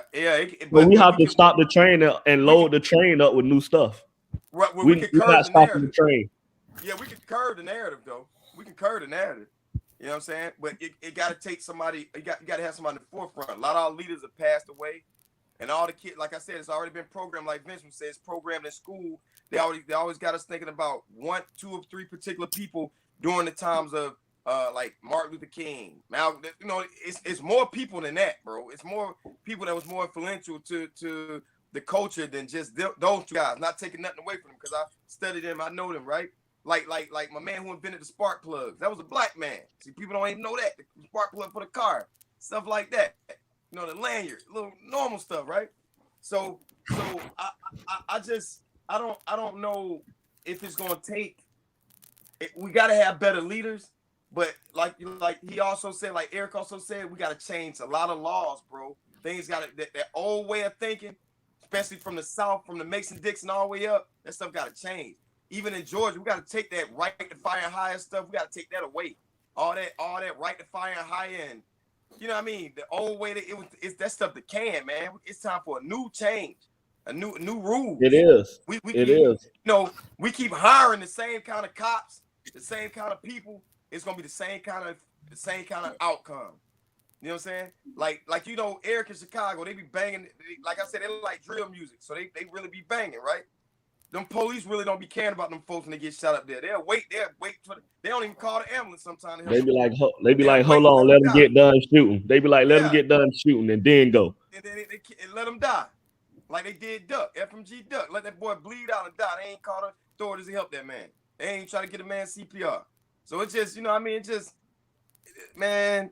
I think that we all the day, the officer going home, man. Same page. The officer want to go home. It takes that community, man. It takes them big homies in the community to stand up, man. We gotta stop hating it. It ain't a gang. It ain't a whole bunch of them. It's just a lot of bandwagon. It's like everybody know who the main hitters is, but if your parents scared of you and they feeding you and housing you, you know it. And then as soon as things hit the fan, I'm gonna send them your way. You know, so that's just taking that cancer and sending it your way. You know, like with me, when I was a shorty, my parents sent me to Mississippi. As soon as I touched down, man, I recruited cats to be vice lords. Sure, that ain't because you send me somewhere else. If my man ain't ready to change, I ain't gonna change. You know, and that's what a lot of people gotta understand. A lot of people don't change unless something happens to them or they see something. You know, and they don't post the survivors long enough. You know, everybody talk about the people who died, but nobody talks about the survivors and the things that survivors go through because people don't really want to see it. You know, you ride past in the wheelchair, people fake like they don't see you. You know, but we have hospitals. We have whole hospitals and nursing homes full of young people like Mass 477 and they ain't even being addressed. That's true. Kids losing their limbs for bed sores. On the average, over 50 people get shot in the city. Right. You know, we got racist hospitals like Christ Hospital, which is in Oakland, which I got shipped to when I got shot, where I caught a bed sore on my backside before I left there because I was a drug dealer and the white folks just refused to turn me.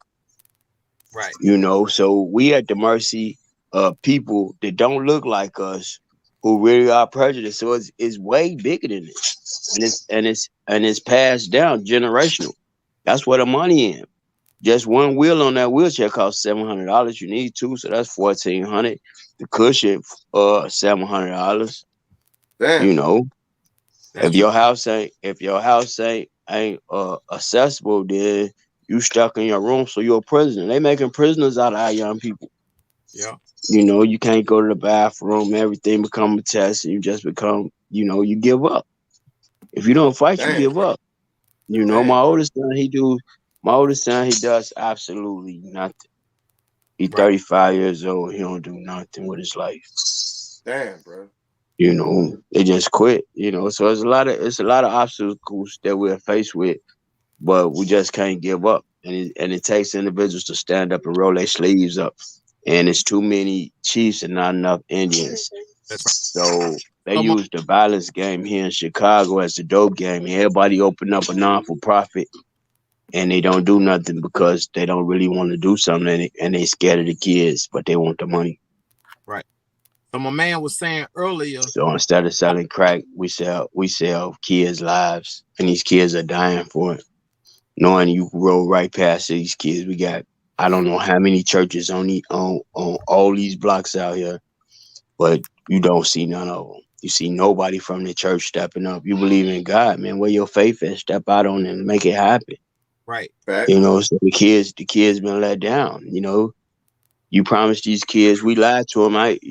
We told them we can keep them in Jordans when they come out there 2 weeks, $200 a pop. So we spoiled them. They spoiled riding. So we trained them wrong. But yeah. V was trying to say something. Yeah. I'm sorry. So basically, it all comes full circle, man. You know, like my man understand exactly what you were saying. You were saying that, you know, we need to get these laws into place and we need to stop being afraid of the police. Yeah, that is is exactly what needs to happen. But think about it, how long it take for a law to get amended. You know, you can put one into place and this, that, and the other. It takes so long, but we could control what we control right now. And like I say, it all comes full circle. We need to start in the home, something that we could touch. All I can hear you saying is facts. I can't hear what they saying. But we need to start in the home. We need to start again as men. Again, mother. The woman is already there. The mother is already there. We need to come together as men. I'm talking about all men need to come together, man, and be more involved. You know, we're out working. We're out and we're out hustling, and we're out doing whatever we are doing, and leaving the mother to raise the kid, whether it be a boy or girl, because that girl need that father figure as well. That daughter, she need that father figure as well. So, but I'm talking about us as men. We leaving the women to raise these kids, and they're doing the very best they can. They're not doing a bad job. It's just that you need that male presence there. And I just feel like I said, come full circle. If we could come together, whether it be our child, whether it be our nieces or nephews, you know what I mean? I got nieces and nephews that their mother are calling me and saying, man, can you please come talk to Kel? Can you please come talk to Trey? Because their father is not there. And they feel like since the father is not there, these are my nieces.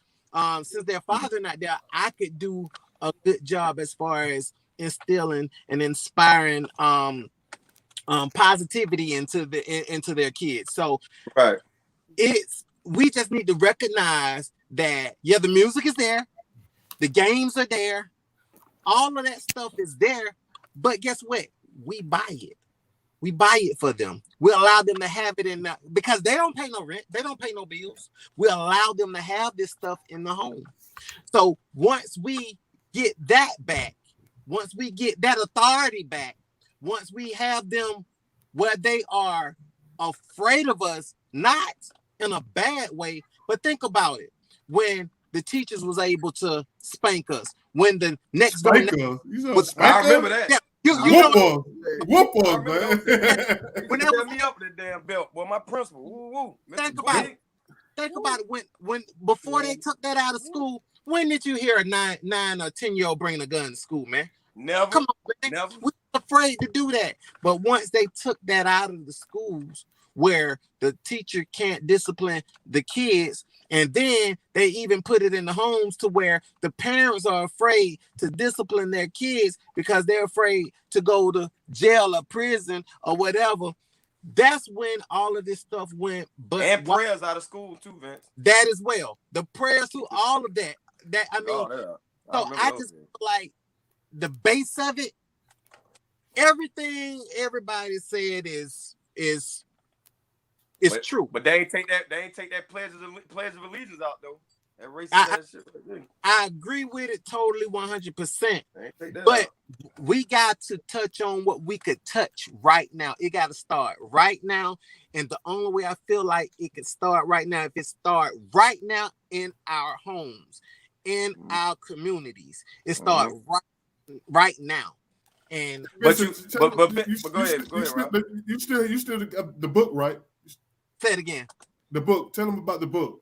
Oh yeah, the book. My book is How the Streets Changed Me and Almost Took My Life. It's on Amazon, Barnes & Noble, Apple. It's everywhere, and it basically talk about my thought process when I was a kid. What led me to be in this situation that I'm in right now. That's the book right there, and it talks about from as far back as I can remember. Like I remember my thought process at 4 and 5 years old. I remember when those drug dealers and pimps and stuff like that, hustlers used to give me money to go to the store for them or walk my bicycle or wrestle with somebody, and it made me feel good. And I always said when I was that age that I want to be that guy to be able to make a young kid feel the way I feel right now. This man giving me money, I want to be that drug dealer or that hustler to give kids money. So that's what I had to look up to. But basically, it's a tool I use as well. When I speak at the jails and when I speak at the juvenile facility, I use that book as a tool as well as my physical appearance to give. And I'm gonna say this to you. I went and spoke at the jail at the regional at the Metro reentry facility, which is the largest reentry facility in Georgia. It's the prison over there off of Moreland Avenue. And I went and spoke to those inmates over there, man. And they don't even call them inmates; they call them returning citizens. About it. But when I spoke to them, and when I gave them the story of my life, and they read my book, they was like in awe of it because they were saying this is the same thought process I had when I was this age. This is the way I thought about things. This is the way I viewed things and seen things when I was this age and when I was that age. So it's easy to relate to. But and I swear that's not just embarrassing. Put my book out there. I'm just saying I'm telling the truth. I'm not pulling any punches. I'm giving you my whole thought process. But so thank you for that, Lamar. But what we need to do though is just try to rectify it in the home first. And once we hold on, let me add this too. Yeah, it's on Barnes & Noble, Apple. He got it right there on Amazon. But I'm gonna give y'all my website, and Lamar, you can put my website on your page, and I'd rather for y'all get it from me because Barnes & Noble and Apple and Amazon, they're getting all my money and they paying me what they want to pay me. So okay, let me take it down then. We got to switch that up. A long time, bro. We don't want to get all your money, man. And I be looking at the little checks they send me, and I be like, what? But anyway, we'll put the website up there. But no, I think it all need to happen. It starts in the home. It needs to start in the home, and then eventually branch out into our communities, and then our cities, our states, and so far and so on, man. But that as men, and make this happen. And, that's it.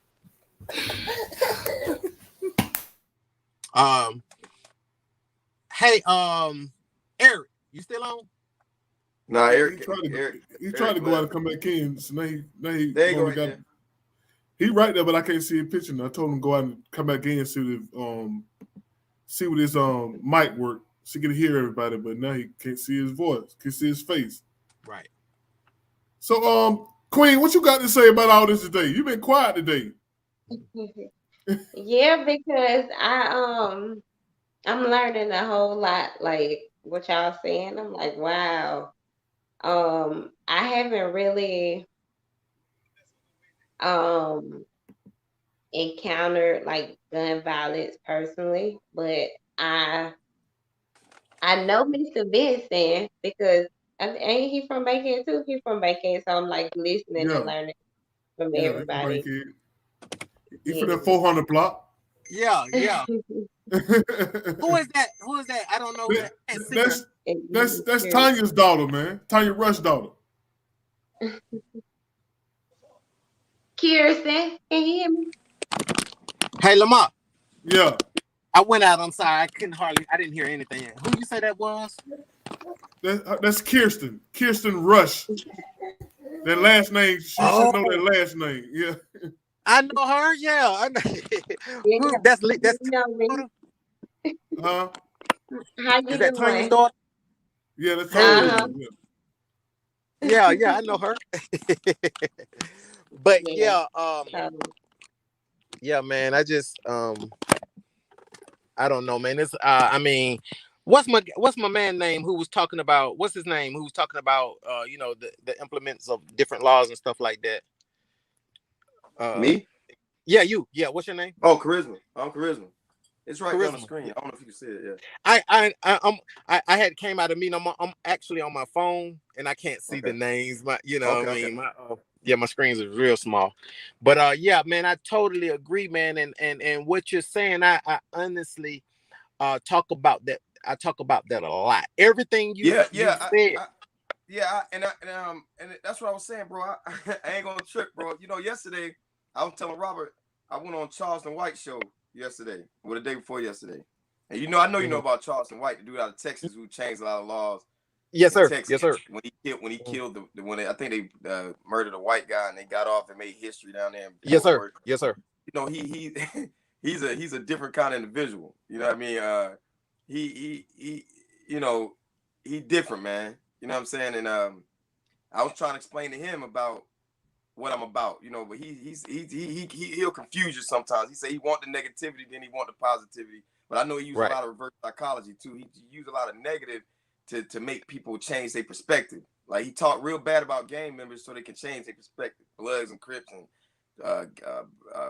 rap music and all this stuff. He tried to spin the narrative, and I know that. I know what he's trying to do.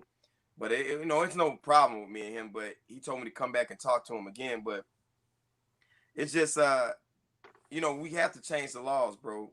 And and sometimes they feel like if we coming towards the laws, we're coming towards the white law. I ain't trying to use the white. It's not a race thing, but they established it, so they feel like we're not a part of that anyway.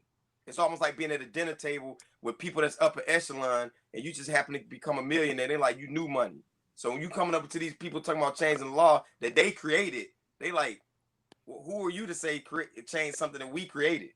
And we didn't have nothing to do with it in the first place. Even with that's why I don't like all that Emancipation Proclamation crap. Declaration of Independence crap. We ain't have nothing to do with that. As indigenous people, we ain't signed no paperwork. We didn't sit down at the table and do none of that. We didn't do nothing. It was just like all the wigs. It wasn't no other people who signing nothing. No treaties. None of the native folks, none of my indigenous folks, they ain't signed nothing. It was just like our way of the highway. We wrote it white. It's all in white paper, white lines, black writing, and that's where it is. And that's how. And that's why the kids that's white go to school and have a different perspective when they get out in society and feel like I'm like this and y'all like this below me. That's why I don't use. That's why I say I don't use some words: supervisor, lead, owner, LC. All that. I don't believe in none of that. Because you putting a stigma in my head in school to say you got to go to school, you're gonna get a good corporate job, you got to follow these folks. Not go to school, get your own thing going, create your own business, and create your own money flow, your own everything, and you become your own leader. You know what I mean? Right. You feel me? So they doing that in school every day. They creating us to work for them to make them richer, not us to make ourselves richer, to turn our economy so they can come buy stuff from us. And for commerce, buy our commerce. You see what I'm saying? We buying their commerce, but they not buying our commerce. They buying our Jordans. They buying Jordans. He don't even own that. You see what I'm saying? He just own the name, but he don't own Nike. He own a percentage. So it's just like I'm on a man. I've been talking about this for years, bro. I've been in Bankhead Court talking about this for years. I used to come to Bankhead Court. They would just run from me. Say, oh, here come Charisma talking that talk. They run, but you know, it is what it is. Yeah. You feel me? So if you're going either do or die, and it start from the household. But if you ain't got the people in the household to teach these kids, they gonna teach themselves, or the guys on the block gonna teach them. And it gotta be a cool thing. They gotta sag their pants. Gotta be about the rap music. They gotta be, you know, I told you it's cool to be bad. Even now, I'm not hitting no women. I ain't coming against the women. But even when I was coming up, if you was a bad boy, you got the best women. If you was a good geeky guy trying to learn, be nice, you're not gonna get the women. It just you're not gonna get the top of the line. You had to be a bad boy. They like bad boys. They like trouble. They like to be in bad situations. You know what I'm saying? That's what they like.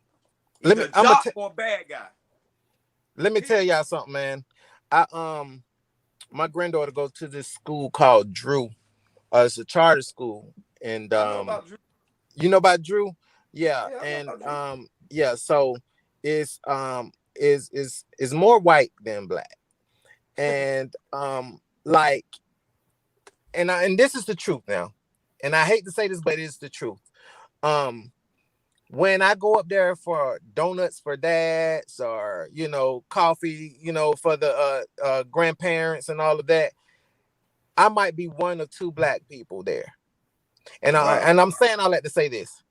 It's so many white men that are there with their son or their grandson or their daughter or their granddaughter. So many white men there. And I'm gonna say this to you. They saw me so much, and I guess they saw that I was consistent. One white man came up to me and said, look, we have this group. And we want you to join the group. And what we do, we get together every Wednesday or every Saturday, and this is what we do. We'll meet up here, we'll meet up there. These are nothing but white men. I'm saying all that to say this, bro. They doing this, and they've been doing this. This is how they keep their community together. I don't know why. Like I said, I guess because I was consistent, that they decided to approach me and wanted me to join their group. Because not only that they meet up on Wednesdays and Saturdays, they have this Facebook group. It's like this particular Facebook group till it's nothing but the parents and the grandparents who are a part of that group who comes to that school. And it's a lot of them. So what I'm saying to you is, my granddaughter is not the only black child that goes to that school. But like I said, I might be one of two, maybe three black men that comes to those meetings. You understand what I'm saying? None of them that are in that group, that are in that white group. I would have been the only black in that group. You know what I mean? Because I was curious, you know, to see what was going on. But I'm saying all that to say this. My granddaughter is not the only black child that goes to this school, but I'm the one that's showing up for donuts for dad. And the other ones are old. They like old black men with the gray. You understand what I'm saying? Right. I'm saying that our black men, why can't we come up with a group like that? Why can't we go up and show up for the donuts for dads? You know, my granddaughter, her dad is not in her life. So I'm that man. I'm that male figure in her life. I know, Lamar, you don't see me with her. She's with me all the time. So my thing is that why can't we, as men, as black men, set up a group like that? Why can't we go to the donuts for dads and the coffee for the grandparents? And why can't we do that? Why can't we get us a Facebook group and talk about or strategize how we can make our kids better, whether that be boy or girl? Why can't we do that? They got something like that in New Orleans. It was a school in New Orleans that was so bad with gang violence and gun shooting and everything.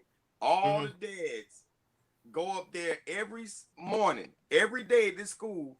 They all go. They wear the same shirt. They got like a little shirt they wear, and they patrol the school every day, every morning. Every morning they patrol the school to keep the bad apples out of school. They got something like that, but that's in New Orleans. But it's not positive. It's just to keep it. It's for protection. See, we got to do it for protection, but it ain't for positivity. I get what you're saying. You see what I'm saying? But they got to do it just to keep the bad kids out and keep the good kids safe. See, that's what we got the problem at. You see what I'm saying? See, that's that stigma again. You see what I'm saying? Right. That's a good idea. You know what I mean? That's you know. But I'm saying, but you gotta have more kids of color in that school. Right. You know but no. Okay, let's do away with the school. I just basically gave you an example of what was going on and how our counterparts, how they handle their business. Why can't we do that at a GA Towns or at a D.L. Stanton? Why can't we, as black men, we go into the schools, into our schools in the black neighborhoods, and have meetings like this on ways and that we can make our kids better, on ways that we can keep our kids, and then guess what? Those children, they will see a constant presence of a black male in their lives. And I promise you, even that alone, that besides the discipline and taking everything away, that alone right there will bring some positivity to their thought process. I promise you that. I mean, yeah, you're right. My Masonic group do that. We go to schools and go talk and throw little gatherings and stuff. We go to different schools and talk and speak inspirational stuff to them. But yeah, I totally agree, man. Because that's where I came from, like something like that. You know what I mean? Like my mom and dad still together, but I just always had some kind of way of meeting people that were really good, positive influences to me. You know what I'm saying? Like that's how I got into flight school from a Tuskegee Airman, Charles L. Drayton from Brooklyn, New York. He died like 5 years ago. So I've been flying since I was in 9th grade. Oh wow! So I was just trying to finish. You know what I'm saying? So they know that. You know what I mean? I done flew all over Bankhead plenty of times. You know what I'm saying? Man, you don't know how to fly, man. Man, I'm gonna send you the matter of fact. You want me to send you the video? So you can post that? You've been lying. You've been lying too. He's been flying. He's been lying, man. Okay, I'm gonna send them to you right now. Hey Vincent, hey man, look. Appreciate you coming on the show, man, and sharing about what you went through, man, and all that, man, and the good information you brought through the thing, man. And let me ask you something. Did you actually roll all the way up to Chicago? I pushed my wheelchair. Are you cheated? You cheated, bro. I'm gonna say this to you. Listen, God put me on that mission, right? And if I had cheated, I felt like I would have cheated God. You understand what I'm saying? So I had so many people, like people who are in wheelchairs, seriously. And if you can remember, I know you followed some of those people were saying who are in wheelchairs were saying, man, don't do the mountain. You know, get in the van and ride up the mountain because you're gonna blow your arms out. You know, you'll blow your arms out. And these are people in wheelchairs and they understand what it takes to push a wheelchair. You know what I mean? They understand the pressure and the power you're putting on your arms. But me, God put me on that assignment, man, and I felt like if I'd have cheated in any way on any level, then I would be cheating God. You understand what I'm saying? But like I said in that video, I every rotation of my tie was for a life that was affected by violence on any level, whether it be gun violence, gang violence, street violence, or domestic violence. I did that push because I felt like, you know how they say, be the change you want to see? So I felt like if I begin, even by pushing my wheelchair, 720 miles arm strength alone, if I begin doing that just to bring awareness to violence in order to stop the violence, then other men will get involved. Other women would get involved and say, if this man is willing to blow his arms out, because that's all I have.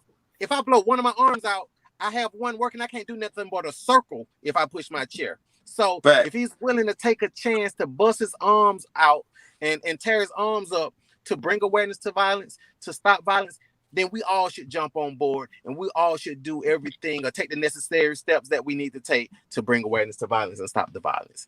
That's how I looked at it, and that's how I viewed it. So if I had cheated, I would have cheated the system. I would have cheated God. Did you get the video, Rob? We coming up on the end of the show now, bro. You just not sending me a video. I'll send it to you. So we got 2 minutes in the show. You just sending me the video. Oh, you didn't know I was going to talk about it. What that said at the bottom of the screen, man? Party comments. That mean everybody finna say something, and we finna get up out of here, man. Who going first? That's it. Braves been won. Ain't nothing to watch. I didn't know y'all was still on. Braves won. Ain't nothing to watch. What? The Braves won. I gotta go sleep. I'm an old man. Right. You're an old man. Yeah, you gotta go. Take that stuff too. You know what I'm talking about. No, man. No. You know something. You can't run it too long. You know what I'm saying? But we had a good 2 hours, man. You know, we had my boy come on. You know, yes, sir. Inspirational stuff. You know what I'm saying? Give my boy a hand, bro. I appreciate y'all, man. I appreciate everything. I appreciate you having me. Lamar, and what's that website? What's the website, man? Let me put it on here real quick. It's VincentSpeaks.net. VincentSpeaks.net. That's one word. VINCENT. Somebody watching that, y'all type that. Y'all know I'm slow. I'm with the play lock. Vincent Speaks, SPEAKS.net. Vincent Speaks. VincentSpeaks.net. Yes, sir. That's it. Yo, V, and, you on Facebook? You on Facebook, right? Yes, man. Yes. Vincent. I need to connect with you. Where you at? Vincent Robinson. Put Vincent Robinson Atlanta. He don't be on Facebook that much. I went on your page. You got stuff about like 2 years ago. You posted. Yeah. I'm about to get back on. Lamar, I'm about to get back on. Seriously, that's why I'm been going to Chicago. You got a lot of them. You got Vincent Robinson, 155 mutual friends. Me, you have together, and you got Vince. That's the one, right? Yeah, that's the one. Get that one. Yeah. No, it say rock with. Hold up. Okay, that's Tasha Hall. Okay. Yeah, that's me. That's me right there.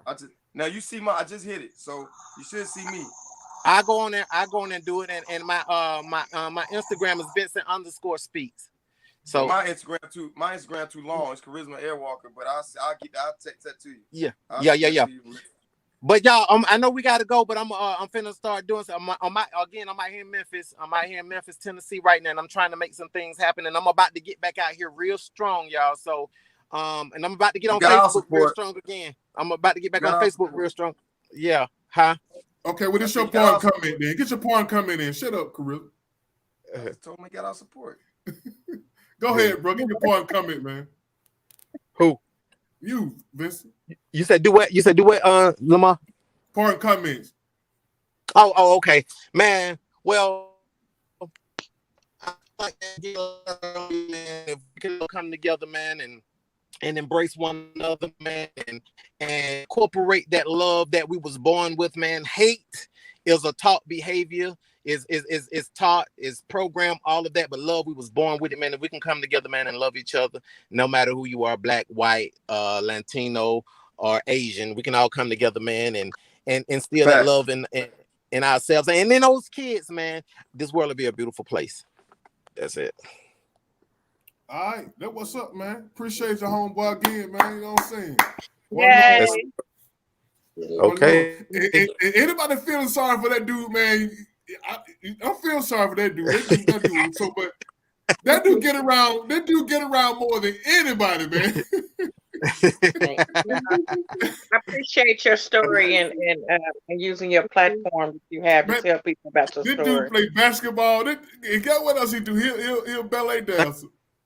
He ain't want nobody to know you was a ballet dancer. It's modern dance, man. It's modern dance, man. Oh, you call it modern dance? I think you're a ballet dancer, man. Yeah. He for Hey, appreciate it, man. Man, I appreciate you, bro, man. For real, man. Hey, don't be afraid to have me on again, man. Don't be no stranger.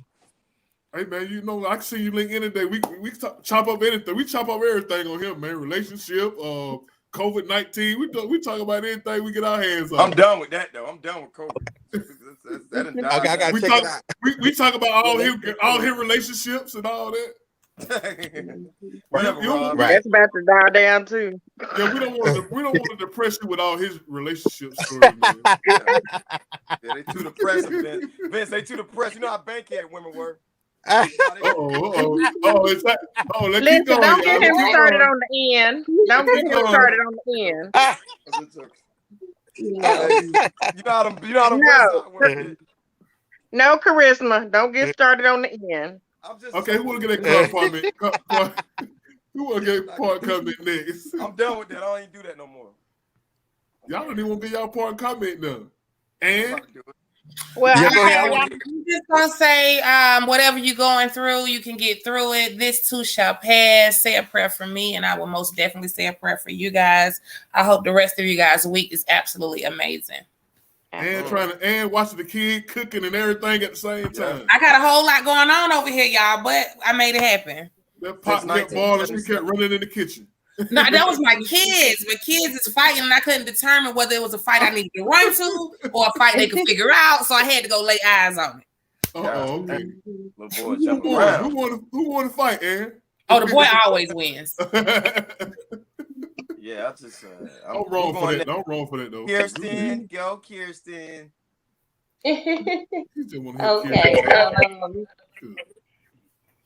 Yeah, I was pretty quiet tonight because I was just sitting back, listening, learning. Well, beside the first half, my children was doing a lot because they just finished eating and stuff, and my baby was acting up. But it was really good to hear Mr. Vincent's story. I never knew that he lost his many like in violence, so I was really interested in hearing that and a lot of good stuff tonight. And I just want y'all to stay encouraged and do the best. And everybody need to focus on their health. I'm proud of you again, Rob, for focusing on your health with trying to limit the cigars and stuff. But I love y'all and good night, and let's heal together. Nice. All right, my queen. Yeah, I got it. Yeah. I went a whole show without smoking something. So you went a whole show without smoking a hookah. Yeah, I went the whole show, man. I'm trying to lay back off for him a little bit, man. You know what I'm saying? My body told me something this week. My body tried to tell me something. Hey, you need to let go, Sean. That's great. Anyway. Yeah. I ain't smoking my life. Say what? I ain't never seen you smoke anything in my life. What do you smoke? Cigars, man. Oh wow! I ain't never seen you smoke that. Okay, that's what's up. Yeah. You've been MIA for a second, bro. I don't even know how I found you, bro. You called me. Hey, look, I know I called you. I was surprised your number was still on my phone. I said, I think I got Vincent's number. Right. Man been trying to change laws. I thought you probably changed the number by now. I ain't gonna never change that. They've been that same number 28 years, same number. God dang. Yeah. Hello, you had no cell phone 28 years ago now. 28 years ago. You had a cell phone 28 years ago? Think about it. I've been shot 29 years. So I had to get a cell phone, right? Flip phone came out in 1997, 98. Yeah, that was cell phone time. Yeah. I had who we got left? There will be that step, yeah. My number was ported from, y'all remember Air Touch?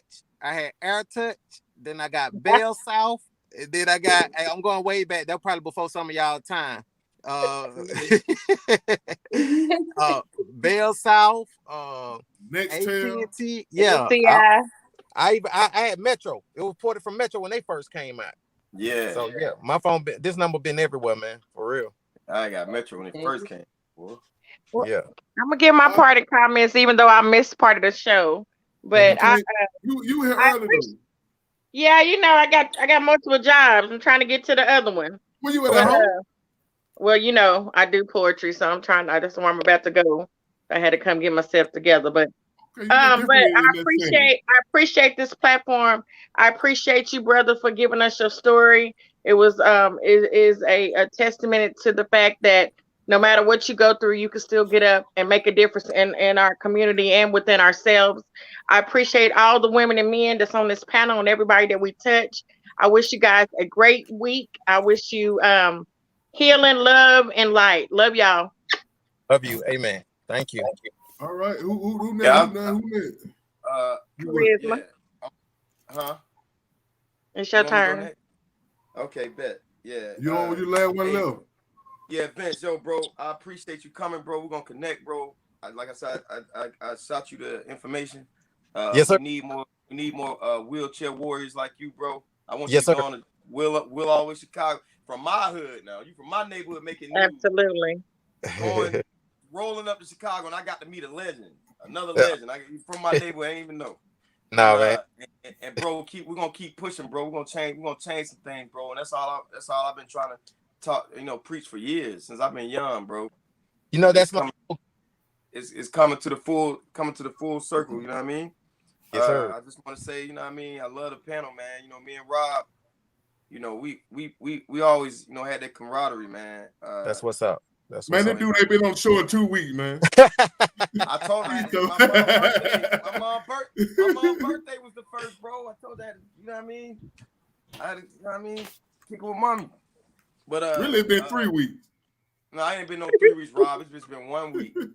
Don't even do that. I go ahead and finish up, bro. Sorry, man. Yeah, but anyway, cool. Yo, and I was gonna say, congratulations to the Braves. Don't ever run through Atlanta like that again with that fast ass parade bus.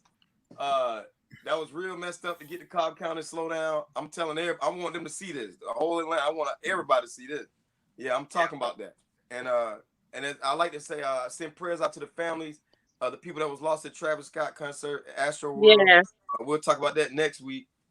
About the let this week die down. Yeah. And yo, man, I love. He's paying for everybody. He's paying for everybody. He said he's gonna pay for everybody's funeral though. Yeah, it's a tragedy, and there's. Tragic. Yeah, we'll talk about it next week though, because let it die down a little bit. Let's talk about it next week.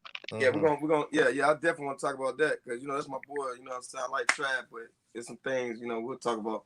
But I just want to say, what I'm saying, peace and love to all my friends. Peace and love to everybody in the community, and let's kill all the violence and the hate towards each other. All colors come together, unite. We're strong as a fist together than hands apart. Amen. All my, like that. All my Naruto fans, you know what this means. I love it. I love it. Peace out, y'all. All right. Okay, y'all. This is the part of the show. We got to say goodbye, y'all. I want to thank everybody who commented on the show. I want to thank all the guests on the show. I want to thank everybody who tuned in. I especially want to thank everybody who shared this live with everybody. This is the Everyday People show. That means it's your show, not my show. I'm just the moderator, y'all. But this is y'all's show. Y'all come on back here next Tuesday, man, at 7 o'clock, same black channel, same black time. And listen, keep all the kids in your prayers, man. Just keep all the families who have lost loved one to gun violence, either the ones in jail for gun violence, you know what I'm saying? They probably, repented on it. You just never know, you know what I'm saying? But anyway, keep all the families in their prayers, man, and just keep our kids covered, man. Keep our kids covered in prayer. You know what I'm saying? And right. Look, we'll do it again. Be quiet. You won't be gone. Look, y'all, we'll do it again next week, y'all. I appreciate y'all. I really do appreciate y'all for taking time out, watching this old show right here, watching your boy. You know what I'm saying? Tell somebody about the show. So I found a good podcast to look at, y'all. We talk about anything. And anybody welcome to come on. Just holler at your boy. I'll send y'all the link. You know what I'm saying? And peace out. Peace out. Peace out. Love. Love.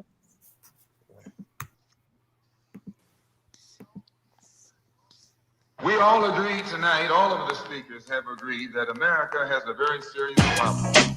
Not only does America have a very serious problem, but our people have a very serious problem. America's problem is self-destruction. Headed for self-destruction. Self-destruction. Headed for self-destruction. Self-destruction. Headed for self-destruction. Self-destruction. Well, today's topic, self-destruction, it really ain't the rap audience that's bugging. It's one or two suckers, ignorant brothers, trying to rob and steal from one another. You get caught in the mid. So to crush that stereotype, here's what we did.